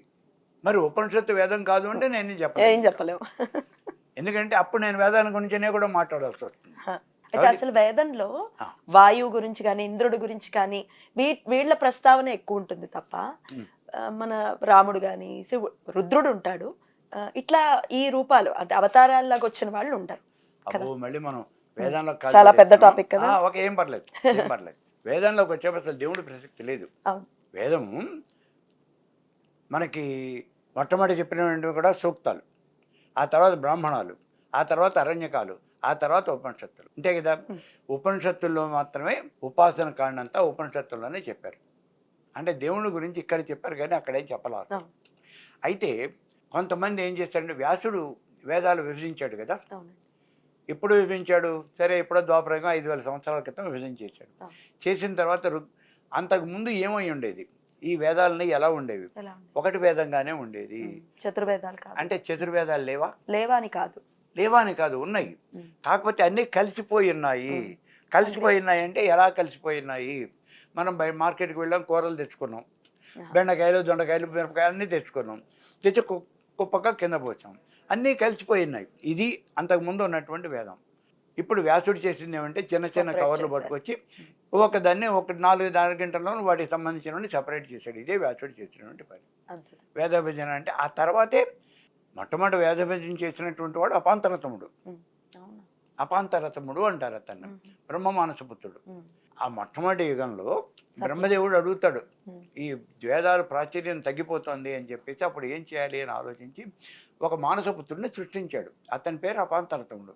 ఏం కావాలి అంటే భూలోకంలోకి వెళ్ళి వేదాలు ప్రచారం చెయ్యి అన్నాడు. అతడు భూలోకంలోకి వచ్చి అసలు పరిస్థితినంతా సమీక్షించాడు. ఎందుకని? వేదం చదివితే అర్థం కావటం లేదు, అందుకని వీళ్ళు అర్థం కావటం లేదు అంటే ఏమిటి? మొట్టమొదటి వేదం ఎప్పుడైతే ఆవిర్భవించిందో ఆ రోజున వాళ్ళు వాడుకునేటువంటి లాంగ్వేజ్ ఏదైతే ఉందో ఆ లాంగ్వేజ్లోనే ఉంది ఆ లిపిలో ఆ రోజుల్లో. కాబట్టి అది చదివితే మనకు అర్థమవుతుంది. రాను వచ్చేటప్పటికి ఏమైంది, మన కెపాసిటీ తగ్గిపోయింది, దాని కెపాసిటీ పైన ఉన్నది అనుకుంటున్నాం ఇప్పుడు మనం. అందుకని అది మనం అర్థం కాల. ద్వాపరయుగం వచ్చేప్పటికి దగ్గరగా అసలు వేదాల గురించి మనం అర్థం కావటం మానేసింది. మనకు అర్థం కాని ఎందుకని పక్కన పడేశారు. అప్పుడు బ్రహ్మదేవుడు ఏం చేయాలి, మళ్ళీ అపాంతరతుడు ఇంకో రూపంలో వచ్చాడు. మొట్టమొదటి వచ్చినటువంటిది ఏమైందంటే అపాంతరతుడు వేద విభజన చేసిన తర్వాత ఆయన చెప్పాడు, నేను ఇలా చేశాను అని చెప్పాడు. ఇప్పుడు బ్రహ్మదేవుడు అంటాడు, రాబోయే కాలంలో కూడా ప్రతి మహాయుగంలో 4 యుగాలు కలిస్తే ఒక మహాయుగం, ప్రతి మహాయుగంలోనూ కూడా నువ్వు భూలోకంలోకి వెళ్ళి ఏదో ఒక రూపంలో భూలోకంలోకి వెళ్ళి ఈ వేద విభజన చేయాల్సింది అంటాడు. సరేను అన్నాడు ఆయన. ఇప్పుడు మనకు జరుగుతూ ఉన్నటువంటిది 28వ మహాయుగం. ఈ 28వ మహాయుగంలో ద్వాపర యుగంలో కృష్ణద్వైపాయనుడు ఆయన వచ్చినటువంటి వాడు. వేద విభజన ఎవరైతే చేశారో అతన్ని వ్యాసుడు, వేదవ్యాసుడు అని అంటారు. ఇప్పుడు వేదవ్యాసుడు చాలామంది చెప్తూ ఉంటారు, వ్యాసుడు అంటే ఇవన్నీ రాసింది కాదండి, వేదవ్యాసుడు ఒక పీఠం అండి, అది ఒక మనిషి కాదండి అని. వీళ్ళు ఏదో పెద్ద రీసెర్చ్ చేసి కనిపెట్టినట్టు. వేదవ్యాసుడు అనేది ఎవడు చెప్పాడు అసలు వీళ్ళకి వేదవ్యాసుడు ఒక మనిషి అని? మనం పిలుస్తున్నాం. మనం ఇప్పుడు ఉన్నటువంటి మన ప్రెసిడెంట్ని మనం ప్రెసిడెంట్ అనే అంటున్నాం కదా ఆవిడనే మనం పేరు పెట్టి పిలవం కదా. అలాగే మనం ప్రైమ్ మినిస్టర్ అనే అంటున్నాం కదా. నరేంద్ర మోడీ అని మనం సెపరేట్గా ఏం చెప్పటం లేదు. ప్రైమ్ మినిస్టర్ అంటే నరేంద్ర మోడీనే అక్కడ. కాబట్టి అలాగే ఇక్కడ కూడా వ్యాసుడు అని అంటే ఆ వేద విభజన చేసినటువంటి వాడు వ్యాసుడు అంతే. అంటే వీళ్ళు చాలామంది ఏం చేస్తుంటే వాళ్ళు ఎకిల్ చేస్తూ ఉంటారు, అవమానకరంగా మాట్లాడుతూ ఉంటారు. ఈ అష్టాదశ పురాణాలు వ్యాసుడు ఒక్కడ రాయలేదండి, బోల్డ్ మంది వ్యాసులు ఉన్నారు, వాళ్ళు రాశారు. ఇవన్నీ ఒట్టి ఏదో మాట్లాడాలి కాబట్టి మాట్లాడటం అనేది. ఇప్పుడు ఇక్కడ సింపుల్ విషయం ఏమంటే వ్యాసుడు ఎందుకు పుట్టాడు అసలు? వేద విభజన చేయటానికి, వేదాలు ప్రచారం చేయడానికి ఆ అపాంతరత్వుడు భూలోకంలోకి వచ్చాడు. అదే ఆయన పని, ఇంకో పని ఏం లేదు. ఓకే, ఆయన ఏం రాశాట? 18 పురాణాలు రాశాడు, భారతం రాశాడు, అంతే కదా రాసింది, ఇంకేం రాయలేదు కదా. మరి ఈ మాత్రం రాయడానికి ఆయన జీవితం సరిపోదు. ఇప్పుడు నేను అనేది ఏమంటే, నేను ఏమీ చదువుకోనటువంటి నేను నా కాలేజీలో నేను పని చేసుకుంటూ, నేను ఇంటి దగ్గర నా పనులు నేను చేసుకుంటూ నేను 100 పుస్తకాలు చాలా రాశాను కదా. మరి చిన్న పుస్తకాలు ఏం రాయలేదు కదా. ఒకటి 1000 పేజీలు 2000 పేజీల పుస్తకాలు ఉన్నాయి కదా. మరి నేనే ఇంత పని చేసినప్పుడు వ్యాసులు ఇంతకన్నా గొప్ప పని చేయాలి కదా. అదే పని, ఇంకో పని లేదు. సరే, ఈయన ఈ వేదాలు విభజన చేశాడు. విభజన చేసిన తర్వాత ఏమైందంటే 4 శిష్యులకి 4 అప్పగించేశాడు. ఎవరి వేదాన్ని వాళ్ళు ప్రచారం చేస్తున్నారు. ఈ చేస్తున్నటువంటి దీంట్లో రాను రాను ఈ వేదంలో కొన్ని శాఖలు అనేవి ఏర్పడినాయి. ఫర్ ఎగ్జాంపుల్ మనకు ఋగ్వేదంలో 21 శాఖలు వచ్చినాయి అన్నారు. అథర్వణ వేదంలో చాలా ఎక్కువ శాఖలు ఉన్నాయి, 50 శాఖలు ఉన్నాయి అన్నారు. సామవేదంలో 1000 శాఖలు ఉన్నాయి అన్నారు. ఎందుకు వచ్చాయండి అసలు శాఖలు? శాఖలు ఎలా వచ్చాయి? ప్రతివాడు వచ్చే చెప్పేస్తాడు, మా శాఖ ఇది, మా శాఖ ఇది. ఏంటి మీ శాఖ? ఎక్కడి నుంచి వచ్చింది మీ శాఖ? ఏమొచ్చింది? ఎందుకు తేడా వచ్చింది? ఇది మా హద్దు, ఇది మా హద్దు, నిజమే. ఈ హద్దు అనేది ఎవరు ఏర్పరచాలి కదా. ఎలా వచ్చింది అంటే వేదంలో, ఋగ్వేదంలో 1028 సూక్తాలు ఉన్నాయి సంహిత భాగంలో. ఈ 1028 సూక్తాలే ఎవరు చెప్పినా కొంతకాలం చెప్పేటప్పటికీ నాకు అనిపించింది, నేను కూడా ఒక ప్రీచర్ని చెప్తున్నప్పుడు మొట్టమొదటి సూక్తం ఇది ఇక్కడ ఉండకుండా ఉంటే బాగుంటుంది, దాన్ని 100వ సూక్తంగా పెట్టుకుంటాను. ఇంకోటి తీసుకెళ్ళి 500గా పెడతాను, ఇంకోటి తీసుకెళ్ళి 1000గా పెడతాను. ఆ 1000లో ఉన్న తీసుకొచ్చి 1లో పెడతాను. ఆర్డర్ నేను మార్చాను. ఇప్పుడు ఈ 1028 సూక్తాలే మీ దగ్గర అవే, మా దగ్గర అవే, ఇద్దరి దగ్గర ఒకటే. కానీ వీళ్ళిద్దరూ కలిసి కూర్చొని పారాయణ చేయగలరా? ఆర్డర్ వేరే వచ్చేస్తుంది. కాబట్టి మీ శాఖ వేరు, మా శాఖ వేరు, తేడా వచ్చేసింది. ఇదే తేడా. అందులో ఇంకోటి, కొన్ని వేదంలో భగవంతుడి యొక్క ప్రసక్తి లేదు. ఇందాక మనం చెప్పినట్టుగా విష్ణువు అని, కృష్ణుడని, రుద్రుడని ఏం లేదు. కానీ తర్వాత అంటే రాను కాలంలోకి వచ్చేప్పటికి ఏమైంది, మొట్టమొదటిగా వైష్ణవులు వాళ్ళు విష్ణుమూర్తికి సంబంధించినటువంటి కొన్ని సూక్తాలు రాసి దాని మధ్యలో పెట్టేశారు. కల్పితాలు. అప్పుడు దాన్ని ప్రక్షిప్తాలు అంటారు. ఇప్పుడు ఈ పెట్టేప్పటికి ఏమవుతుంది, నా దగ్గర నేర్చుకున్న వాళ్ళు 1028 అయితే మీ దగ్గర నేర్చుకున్న వాళ్ళు 1029 అవుతుంది. కాబట్టి అది ఎక్కడ పెట్టామో మనకు తెలియదు. ఆ సీరియల్ రాదు కదా, సీక్వెన్స్ దెబ్బతింటుంది. ఇది ఒక కారణం. ఈ 2 కారణాల వల్ల ఈ శాఖలు అనేవి ఏర్పడ్డాయి వేదంలో. ఇలా అనేక రకాలైనటువంటి శాఖలు వచ్చేస్తున్నాయి. ఇప్పుడు ఋగ్వేదంలో 21 శాఖలు, ఇప్పుడు అవన్నీ కొట్టుకుపోయినాయి అనుకోండి, ఏదో 1-2 శాఖలు మాత్రమే ఉన్నాయి ఇక్కడ. ఇలా వచ్చినాయి. ఈ వేదంలోకి వచ్చేప్పటికీ ఇప్పుడు ఇందులో వేదంలో ఎక్కడా కూడా భగవంతుడి ప్రసక్తి లేదు. ఇందాకే చెప్పాను. ఈ చేసినటువంటి వాళ్ళు ఏమైందంటే విష్ణు సూక్తం, నారాయణ సూక్తం అని, విష్ణు సూక్తం అని, శ్రీ సూక్తం అని ఇవన్నీ రాసేసి మధ్యలో జొప్పించారు వీళ్ళు. అంటే భగవంతుడి గురించిన సూక్తాలు అని. కానీ అసలు ఉన్నది ఎక్కడ అంటే ఇవన్నీ కూడా ఉపనిషత్తుల్లో ఉన్నాయి. ఇక్కడ విష్ణుమూర్తిని గురించే చొప్పించారా సూక్తాలు అంటే అలా కాదు. ఒకసారి హైదరాబాద్లోనే ఒక చోట, ప్లేస్ ఎందుకు మనుషులు ఎందుకు, ఒక చోట నేను మాట్లాడుతున్నాను. నా పక్కన ఒక ఆయన ఉన్నాడు, ఆయన వీరశైవుడు, చాలా చదువుకున్నవాడు, పండితుడు, మాట్లాడుతున్నాడు. నేను చెప్పినప్పుడు వైష్ణవులు ఈ రకంగా నారాయణ సూక్తము అవి చొప్పించారు. రామాయణంలో కూడా 14, 15, 16 కాండాలు ప్రక్షిప్తాలు అని అంటారు. అవి తర్వాత యాడ్ చేశారు, ఆయన రాముడే దేవుడు అని చెప్పడానికి. ఇలా వాళ్ళు వైష్ణవులు చేశారు అని చెప్పారు. వెంటనే లేచి నిజమండి చప్పట్లు పడేశాడు. నిజమండి, కరెక్ట్, వైష్ణవులు ఇట్లాగే చేశారు అసలు అన్నాడు. నిజమే, కరెక్టే. అలా నేను చెప్తూ యజుర్వేదంలో నమ్మకము చమకము అనే ఉన్నాయి, దాన్నే రుద్ర సూక్తము అని అంటారు. అవి ఈశ్వరుని గురించి చెప్తుంది, రుద్రుని గురించి చెప్తుంది. ఇవి కూడా అలాగే చెప్పారు, శైవులు అలాగే అలాగే ప్రక్షిప్తాలు అని చెప్పాను. వెంటనే ఆయన లేచి అలా కాదండి, అవేం కాదు, అవి కావాలంటే నేను ప్రూవ్ చేస్తాను. నువ్వు చేసే ప్రూవ్ వాళ్ళు చేయలేరా? ఎవరికైనా ఏదో గ్రౌండ్ తప్పో రైటో గ్రౌండ్ ఉంటుందిగా. మొత్తానికి అందరూ కూడా ఈ దేవతల యొక్క సూక్తాలు అందులో పెట్టేశారు. ఇక ఇందాక అడిగినటువంటిది ఇంద్రుడు, అగ్ని లాంటి వాళ్ళు. ఋగ్వేదంలో ఎక్కువగా చెప్పింది ఏమిటంటే అసలు వేదంలో ఇంద్రుని యొక్క ప్రసక్తి ఉంటుంది. అన్ని రకాలైన కోరికలు తీర్చేవాడు ఎవరు అంటే కేవలం ఇంద్రుడు అంతే. తర్వాత నెక్స్ట్ ప్లేస్ అగ్ని. కానీ ఇంద్రుడిని కానీ అగ్నిని కానీ ఉపాసించే పరిస్థితి ఉండదు కదా. ఇప్పుడు లేదు. ఇప్పుడు వచ్చి చాలా విచిత్రమైన పరిస్థితి. ఆ రోజున ఏం కావాలన్నా ఇంద్ర మాకివ్వు, మనం హోమం చేసేది ఇంద్రాయ స్వహ, ఇంద్రాయ దన్నమ్మ, అగ్నయ స్వహ, అగ్నయ దన్నమ్మ. వాళ్ళకే మనం ఆహుతులు ఇచ్చేవాళ్ళం. ఇవాళ అందులో ఇంకో పని కూడా చేసేవాళ్ళం.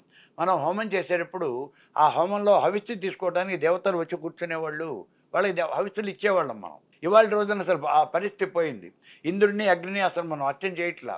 దాని ప్లేస్లోకి వచ్చేప్పటికి త్రిమూర్తులు వచ్చేసారు. ఈ వేదకాలము పురాణ కాలం వచ్చేటప్పటికి వేదంలో ఉన్నటువంటి వాడు రుద్రుడు. రుద్రుడు చాలా భయంకరమైనటువంటి వాడు, శత్రువుల్ని చీల్చి చెండాడేవాడు, చాలా బలమైనటువంటి వాడు. నిరంతరము ఆయన ధనుర్బాణాలు ధరించి అలా రథం మీద తిరుగుతూ ఉంటాడు. మీకు హిరణ్యకశ్యపుడి యొక్క జననానికి ముందు కశ్యప ప్రజాపతి చెప్తాడు దితికి అప్పుడు చెప్తాడు, ఇది సరైన సమయం కాదు, రుద్రుడు తిరుగుతూ ఉంటాడు, శాపం పెడతాడు అని. ఆవిడ వెందు సరే, అసుర సంధ్య వేళలో సంగమం సరే ఓకే అయిపోయింది. ఇప్పుడు అలా వాళ్ళని ఆ రోజున అర్చన చేసేవాళ్ళు. రుద్రుడు అఖండవాడు. రుద్రుడు తమోగుణ ప్రధానమైన దేవత. అందరూ రుద్రుడిని గురించిన సూక్తాలు చాలా తక్కువ ఉంటాయి, 2, 3 ఉంటాయి, అంతకన్నా పెద్దగా ఏమి ఉండవు. ఇంద్రుడిని గురించిన సూక్తాలే ఎక్కువ ఉంటాయి. రాను ఏమైందంటే పురాణ కాలం వచ్చేప్పటికి ఈ రుద్రుడిని కాస్త తమోగుణం తీసిపారేసి ఆయనకి సత్వగుణ ప్రధానుడిగా చేశారు. శివుడిని చేశారా? శివుడిని చేసేసారు. ఆయన శివుడు అయ్యాడు, ఈశ్వరుడు అన్నారు. ఆయన్నే మనం దేవాలయాల్లో ప్రతిష్ఠ చేసాం. శివలింగం అన్నాం, శివుడికి అభిషేకం చేస్తాం. మీరు ఒక్క మాట చూడండి, శివుడికి అభిషేకం ఏం చేస్తాం? రుద్రాభిషేకం, శివాభిషేకం కాదు, రుద్రాభిషేకం, రుద్ర సూక్తము. అవన్నీ కూడా రుద్రుడికి సంబంధించినవి. నమక చమకాలు అంటే రుద్రుడికి సంబంధించినవి. ఏమిటి నమక చమకాలు? మళ్ళీ మనం సబ్జెక్ట్ నుంచి పక్క వెళ్ళిపోతున్నాం. నమక చమకాలు అంటే ఇక్కడ అంతకుముందు ఏం చెప్పారు అంటే విష్ణువే పరమేశ్వర స్వరూపము అని చెప్పారు. అంతర్బహిత్య తత్సర్వం వ్యాప్య నారాయణ స్థిత అనంతమవ్యయం కవిం సముద్రేంతం విశ్వశంభువం. అంతా కూడా ఎవరు ఉంటే శ్రీమన్నారాయణుడే, లోపల బయట ఉండేది అంతా కూడా శ్రీమన్నారాయణుడేను అన్నాడు. మీరేనా చెప్పగలిగింది, మేము చెప్పలేమా అని ఈ శైవులు ఏం చేశారంటే అంతా ఈశ్వరుడే, రుద్రుడే, పరమేశ్వరుడు. అందుకని నమ్మ కులాలేభ్య కర్మారే ఏభ్య ఓ నమో నమః అంటే కులాలుడు అంటే కుమ్మరివాడు, కర్మకారుడు అంటే ఇత్తడి ఇనప పనులు చేస్తారు చూడండి, వాడిని ఏమంటారు? కమ్మరివాడు. కుమ్మరివాడు నువ్వే, కమ్మరివాడు నువ్వే. దొంగ నువ్వే, దొంగల నాయకుడు నువ్వే. రథం తయారు చేసేవాడివి నువ్వే, రథం లాగేవాడివి నువ్వే, రథం ఎక్కేవాడివి నువ్వే. అంటే నువ్వే సర్వము అనేటువంటి విషయాన్ని చెప్పడానికి అక్కడ చెప్పిన విశ్వరూపం ఇక్కడ వివరించడం కోసమని ఈ రుద్రం చెప్పారు. అంతేగాని అక్కడ ఎక్కడా కూడా అంటే ఇవాళ రోజున సాఫ్ట్గా మనం ఆయన్ని శివుడు అని. దక్ష యజ్ఞాన్ని ధ్వంసం చేసింది రుద్రుడైన ఆయన. రుద్రుడు. ఆ రుద్రుడు వేరా? రుద్రుడు అదే రుద్రుడు కూడా అదే వీరభద్రుడిని పంపించి ఆయన చాలా ఆ రోజున రౌద్రకారంలో ఉన్నాడు. అదే రౌద్రగుణోపేతం. ఇవాళేమో సత్వగుణ ప్రధానుడు. ఆయన శ్మశానంలో ఇలా కూర్చొని ఉంటాడు. నువ్వు ఏమైనా అందుకే బోడా చక్కెరలో ఉన్న నెత్తి నీళ్ళు పోస్తే హరహర అంటాం అయిపోతుంది. సో వేదంలో ఉన్నది ఇంద్రుడు, అగ్ని మెయిన్. అంటే నేను ఒక చోట విన్నానండి, తిథులు ఏవైతే ఉన్నాయో ఈ 15 తిథులు ఉన్నాయి, 16వ తిథి అమావాస్య కింద కన్సిడర్ చేస్తే, ఆబ్వియస్గా కన్సిడర్ చేయాలి. ఈ 16వ తిథి అమావాస్య ఏదైతే ఉందో ఆ అమావాస్య రూపమే షోడశి మాత అని ఒకరు చెప్పడం జరిగింది. ఇందులో నిజాలేంటి? What is your opinion? అనవసరంగా మళ్ళీ వాళ్ళకి కోపాలు వస్తాయి. లేదు, అందుకే పేరు తీయట్లేదు నేను. శాస్త్రం ఏం చెప్పిందో చెప్తాను. మనకి లెక్క ప్రకారం అంటే షోడశీతు కళాజ్ఞేయ సచ్చిదానంద రూపిణి, 16వ కళ అమ్మవారి యొక్క స్వరూపము అని చెప్తాను. ఆవిడ ఎవరు అంటే మహాత్రిపుర సుందరి అని. అయితే బహుశా వీళ్ళు ఈ కౌళాచారంలో అమావాస్యని వాళ్ళు 16వ కళ అని చెప్పుకొని ఉంటారు. ఎందుకంటే కౌళాచార్యులకి అమావాస్య చాలా ప్రధానమైనటువంటిది. మనకు వచ్చేటప్పటికి అంటే సమయాచారంలో, దక్షిణాచారం కాదు, సమయాచారంలో అమాయాం నహి పూజా సమయనాం అని ఉంటుంది. అది మనం చెప్పింది కాదు, శంకర భగవత్పాదుల వారి సౌందర్యంలో చెప్తాడు. అమావాస్య రోజున సమయాచారులు ఎవరో కూడా అర్చన చేయరు, వాళ్ళకి అర్చన లేదు. వాళ్ళకి పౌర్ణమి రోజే చాలా ముఖ్యమైనటువంటి అలాగే చేస్తారు. కానీ ఈ కౌలాచారంలో ఉన్నటువంటి వాళ్ళు మాత్రం వాళ్ళు అమావాస్య. ఈ అమావాస్య రోజున పట్టుకుంటారు. ఓకే. సూర్యుడు చంద్రుడు ఎప్పుడైతే కలుస్తారో వాళ్ళకి అది అమావాస్య. ఈ సుషుమ్నా నాడి ఇక్కడ తిరుగుతూ ఉన్నటువంటి ఇవన్నీ తెలుసు కదా మీకు. అవును. ఆ రెండు కలిసినటువంటి ప్రదేశం ఆ టైం ఎప్పుడైతే ఉన్నదో సూర్యచంద్రులు ఇద్దరు కలిస్తే దాన్ని అమావాస్య అంటారు. ఆ అమావాస్య రోజున వాళ్ళు చాలా గొప్పగా అర్చన చేయటం అనేది జరుగుతుంది. ఇవాళ కూడా మనకి ప్రత్యంగిర హోమం చేస్తాం. మనం ప్రత్యంగిర హోమం చేస్తాం. ఈ ప్రత్యంగిర హోమాన్ని అమావాస్య రోజు, అది కూడా ఆదివారం కానీ మంగళవారం కానీ అమావాస్య వచ్చినట్లయితే ఆ రోజు 11 గంటలు తగ్గించి 2 గంటల దాకా ఎండు మిరపకాయలతో మీరు ప్రత్యంగిర హోమం చేస్తే మీకు కోరినటువంటి కోరికలు తీరుతాయి అని చెప్పి చెప్పడం జరుగుతుంది. 11ంటికి మధ్యాహ్నం అండి, రాత్రిపూట. రాత్రిపూట. తమోగుణ ప్రధానమైన దేవత కదా. రాత్రే చేయాలి. ఒకరిగా చెప్పాలంటే మనం అనకూడదు, ఇవన్నీ పిశాచికణాలు కదా, పగలపూట తిరగవు కదా, ఇవి రాత్రిపూటే తిరుగుతాయి. కాబట్టి ఇక్కడ ఈ రాత్రిపూట చేయాలి. కానీ ఇక్కడ నిజంగా మన కోరిక తీరుతుందా అంటే తీరుతూనే చెప్పాలి, ఖచ్చితంగా తీరుతుంది, కరెక్టే. కానీ ఇక్కడ ప్రమాదం ఎక్కడ ఉన్నది అంటే పక్కింటి వాడు ఏమన్నా కేసు కనుక పెడితే ఆ ఘాటుకి, మిరపకాయలు కదా, ఆ ఘాటుకి పక్కింటి వాడు కేసు కనుక పెడితే మన తీసే లోపల దోస్తారు. అది మీకు హైదరాబాద్లోనే ఒకసారి జరిగింది, మీకు గుర్తు తెచ్చుకోండి. ఇక్కడ ఎక్కడో జరిగిందండి. ప్రత్యంగిర దేవాలయం ఉంది. ప్రత్యంగిర దేవాలయం నుండి ఇలాగే ఆ ప్రత్యంగిర దేవాలయంలో వాళ్ళు అక్కడ 11 దగ్గర నుంచి 2 దాకా ఇక్కడ హోమాలు చేస్తున్నారు అని చెప్పేసి అప్పట్లో ఉన్నటువంటి డీజీపీకి వాళ్ళు కంప్లైంట్ పెట్టారు. ఆ పక్క ఇంటి అయినవరో ఒక ఆయన చెప్పాడు, వీళ్ళు మాంసం కూడా మధు మాంసాలు కూడా వాడుతున్నారు సార్ ఇక్కడ హోమంలోనూ అని. ఆయన ఎంక్వైరీ చేయమని ఒక వీళ్ళని కూడా పంపించాడు. అప్పుడు వాళ్ళు ఎంక్వైరీలో తెలిసింది ఏమిటి అంటే ఆ డీజీపీ గారిని ఆ సీట్లోంచి తీసేయడం కోసం వీళ్ళు ఈ జపాలు చేస్తారు. మరి ఆ తర్వాత ఏమైందో నాకు తెలియదు, ఇంతవరకే పేపర్లో వచ్చింది. ఆ తర్వాత ఏమైందో తెలియదు. ఈ తమ్మగుణ ప్రధానమైనటువంటి దేవతని ఇలా మనం చేయటం అనేది జరుగుతుంది. కానీ అయితే ఇది బాహాటంగా రీసెంట్ టైమ్స్ లోనే చేశారండి.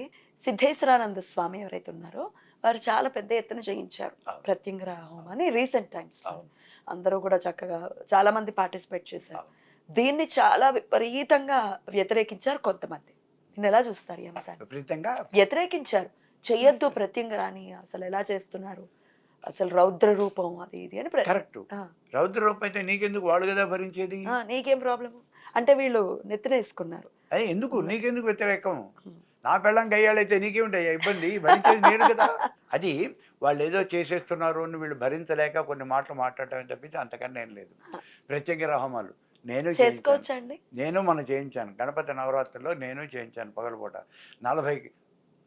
40 కిలోల ఎండు మిరపకాయలతో హోమం చేయించాను నేను. ఎటువంటి కామ్యాలు నెరవేరుతాయండి? వాళ్ళు ప్రత్యంగిరాదేవి శత్రు సంహారం చేస్తుంది. శత్రు సంహారం చేస్తుంది అంటే దేవదానం సంగ్రామం జరిగినప్పుడు దేవతలు రాక్షసులను దానవులను గెలవలేకపోతారు. అప్పుడు ఇక లాభం లేదు అంటే విష్ణుమూర్తి యొక్క చక్రాయుధం మొక్కబోయింది, శివుడి యొక్క శూలం కూడా పనిచేయలేదు. అప్పుడు ఈశ్వరుడు అమ్మవారిని ప్రార్థన చేస్తాడు. ఆ అమ్మవారు అప్పుడు ఆవిర్భవిస్తుంది. ప్రత్యంగిర ఒక రూపంతో ఆవిర్భవిస్తుంది, భయంకరమైన రూపంతో. ఆ భయంకరమైన రూపం ఏంటంటే శత్రువుని పూర్తిగా నాశనం చేసేది, శత్రువు యొక్క అంగాలని కూడా నరికి పారేసేది, శత్రువు యొక్క ఎంత తంత్రాలన్నీ కూడా నాశనం చేసేది. అటువంటి చాలా భయంకరమైన ఒక రూపం వస్తుంది. దాన్ని ప్రత్యంగిర అని అంటారు. దాన్నే అధర్వణ భద్రకాళి అంటారు.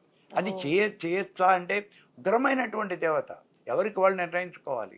వద్దనే చెప్తాను, నేను కూడా వద్దనే చెప్తాను. కానీ మరి మనకి మిలిటరీ కావాలా అక్కర్లేదా? కావాలి, రక్షణ కావాలి. అలాంటిది ఇది కూడా. అందుకని ఎన్నాళ్ళల్లో ఫలితం అనేది ఉంటుంది ఒక్కసారి హోమం చేసుకున్నాక. మీరు చేసేదాన్ని బట్టి ఉంటుందమ్మా. ఇమీడియట్ గా ఫలితాలు వచ్చిన వాళ్ళు కూడా ఇమీడియట్. అయితే శత్రువు అనే మాట వచ్చినప్పుడు అంతర్గత శత్రువులు ముందు ఉంటాయి. వెరీ గుడ్, అదే వచ్చింది. ఇప్పుడు ఒక ఆయన ప్రత్యేక హోమాలు చేశాడు, శత్రు సంహారం జరుగుతుంది, ఆయనకేం శత్రువులు లేరు. శత్రు సంహారం జరుగుతుందన్నా నాకేం జరిగింది అన్నాడు. సంహారం అంటే బయట వెక్కలేదు కదా, నీ అంతర్గత శత్రువులు ఉన్నారు కదా, నీ బుర్రే నీకు వాళ్ళని సంహరించు. ఈ ప్రత్యంగిర దీని మీదే ప్రత్యంగిర మహావిద్య అని నేను పుస్తకం వేశాను.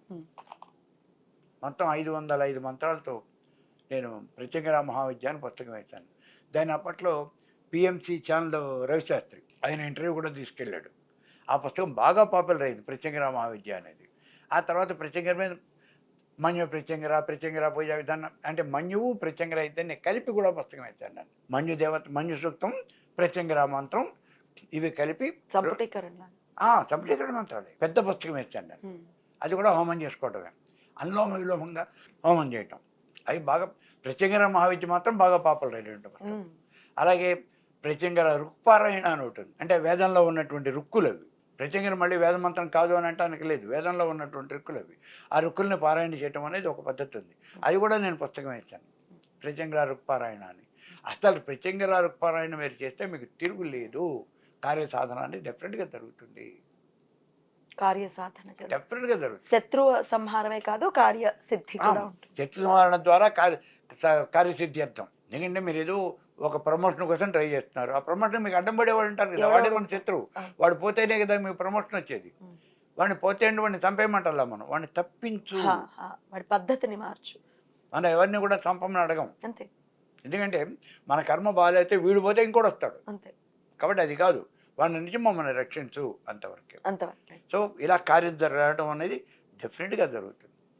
అయితే నేను ఎప్పుడూ నాకు ఫలానా పని చేసి పెట్టమని అడగలేదు, నాకేం అవసరం రాలేదు, నేను అడగలేదు. నేను ప్రత్యంగిర మన్యు ప్రత్యంగిర నేను పుస్తకం రాసిన తర్వాత దాన్ని 108 సార్లు హోమం చేసి ఆ తర్వాత నేను బయటకు రిలీజ్ చేశాను పుస్తకాన్ని. మంచి పవర్ఫుల్ పుస్తకం, చేయగలిగిన వాళ్ళు, దమ్ము ధైర్యం ఉన్నటువంటి వాళ్ళు చేసుకుంటారు. మళ్ళీ కండిషన్స్ అప్లై, మంత్రం తీసుకుని ఉండాలి. ఉన్నారు, చేసేవాళ్ళు కూడా ఉన్నారు. దగ్గర ఇవాళ పొద్దునే ఫోన్ చేశాడు, నేను మంచి ప్రత్యేకంగా పుస్తకం తీసుకున్నానండి, నాకు ఎవరు హోమం చేయిస్తారు అని. సరే వెళ్ళిన తర్వాత మాట్లాడదానిలే అని అంటే ఉన్నారు. ఇంకా అడగాలి, మీరు రికార్డ్స్ని కూడా నెలకొల్పి ఉన్నారు, 12 గంటలు సుదీర్ఘంగా మాట్లాడి కూడా. నేను అడుగుతూ పోతుంటే వస్తూనే ఉంటాయి, ఎందుకంటే బోల్డ్ అంత ఉంది విద్వాన్మణి మీరు.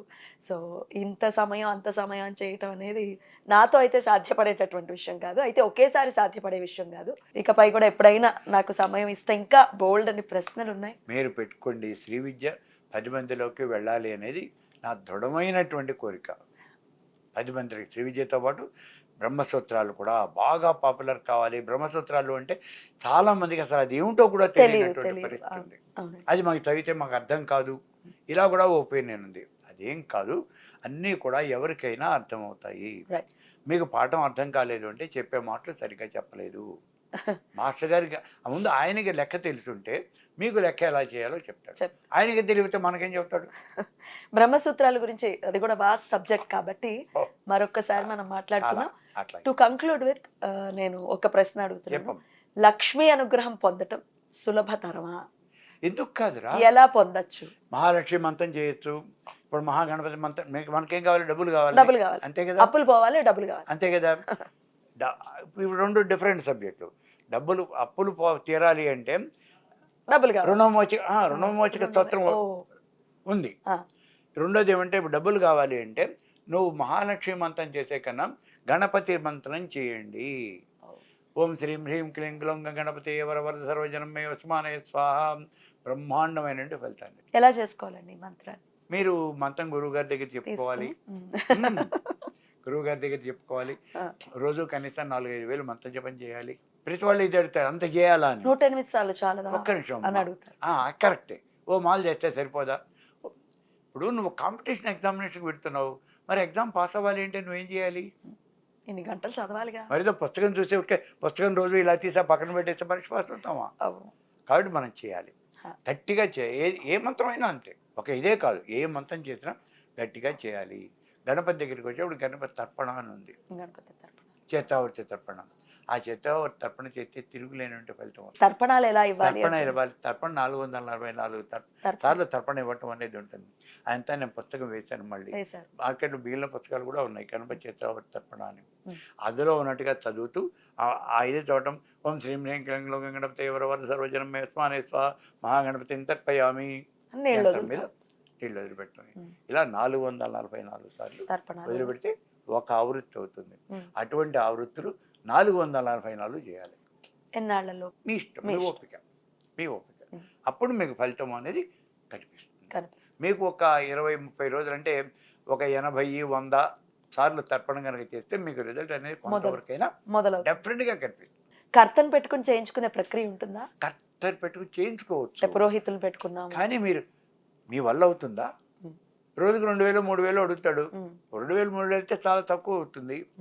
అసలు ఫలితం ఉంటుంది. ఆ, సరే ఉంటుంది. ఇస్తాం, మేము డబ్బులు ఉంటుంది. ఇస్తాం. ఓకే. దీని గురించే బ్రహ్మసూత్రాల్లో వ్యాసుడు ఒక సూత్రం రాశాడు.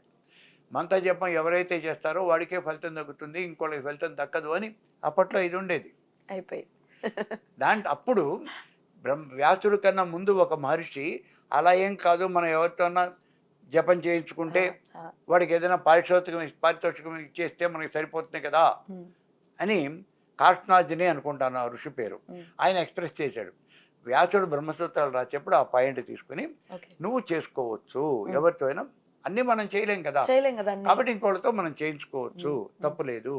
అయితే వాడికి దానికి సరిపోయినటువంటి డబ్బులు ఏవో నువ్వు పే చేయాలి, వారు తృప్తి పడే విధంగా. ఇప్పుడు అతనితో ఏదో మనం కార్యక్రమం చేయించుకుని 100 రూపాయలు ఇచ్చి పంపించేస్తే దానివల్ల మీకు ఫలితం ఏం రాదు. అంతే కదా. ఎందుకంటే సామాన్యంగా చేస్తున్న ఇదే. ఇప్పుడు నా దగ్గరికి వస్తారు, నాకు ఏకాదశి రుద్రాభిషేకం లేకపోతే టీవీలో వాళ్ళు ఎవరో చెప్పారండి ఫలానా అఘోర పాశుపతం చేయించుకున్నారు అంటాడు. అఘోర పాశుపతం అంటే తోలు లేచిపోతుంది, సామాన్యమైన విషయం కాదు అది. సరే, మరి పెద్దానికి అఘోర మంత్రం 340 సార్లు అఘోర మంత్రం చెప్పాలి నమ్మకం చెబుతూ. అవి సరే చేస్తాం, 1 గంటన్నర 2 గంటలు పడుతుంది అది. సరే చేస్తాం, బాగుంది. చేసిన తర్వాత వెళ్ళిపోతూ 100 రూపాయలు ఇచ్చేస్తాడు. ఏంట్రా ఇది అని, ప్రాక్టికల్ జరిగేది ఏమిటిది అన్నాను. మీతో ఒట్టిగా చేసుకోకూడదు కదండి.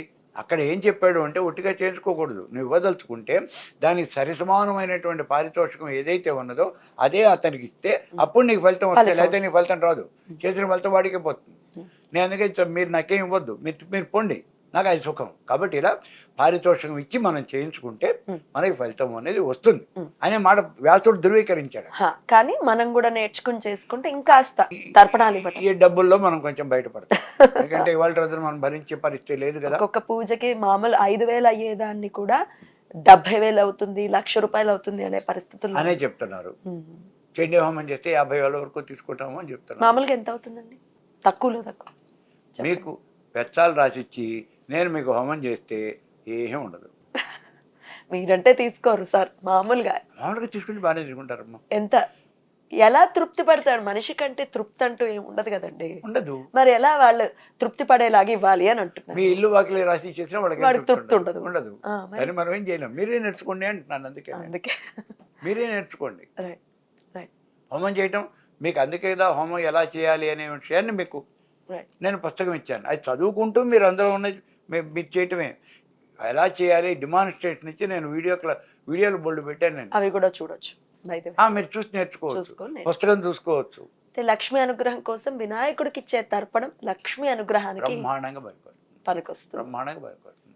కాబట్టి మీరు గణపతి చేయొచ్చు, లేదా స్వర్ణాకర్షణ భైరవ మంత్రం ఉంది. కుబేరుడికి అండి, కుబేర వ్రతాలు. కుబేరుడు ధనాధిపతి, ఆయన ధనమేడు. ధనం ఇచ్చేవాళ్ళు ఎవరన్నా మళ్ళీ పైనుంచి ఆర్డర్ రావాలని డబ్బులు ఇవ్వని. మరి ఆర్డర్ ఇచ్చే వ్యక్తి ఎవరండి? ఈశ్వరుడు. అక్కడి నుంచి ఆర్డర్ రావాలి ఆయనకి. అందుకని కుబేరుడిని అయితే మహా అయితే ఏం చేస్తామంటే ఒకసారి లక్ష్మీ కుబేర హోమం చేసేస్తూ ఉంటాం.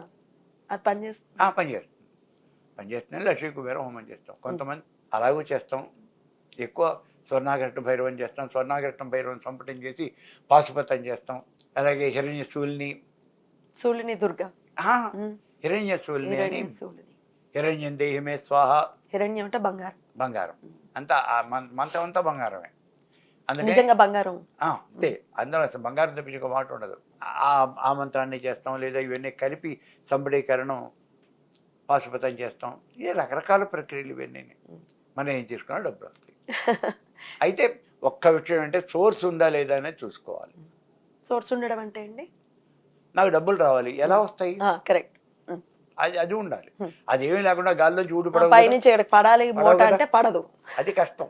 నీకు ఒక మార్గం అనేది దొరుకుతుంది, ఉండాలి. మార్గం మీకు ఉండాలి. మార్గం ఉంటే మనం చేయొచ్చు. అలాగే ఏమీ లేకుండా అంటే శంకరుడు ఏదో కనకదార స్తవం చేస్తే బంగారు ఉసిరికాయలు రాయలేదా? ఆయన శంకరుడు బాబు.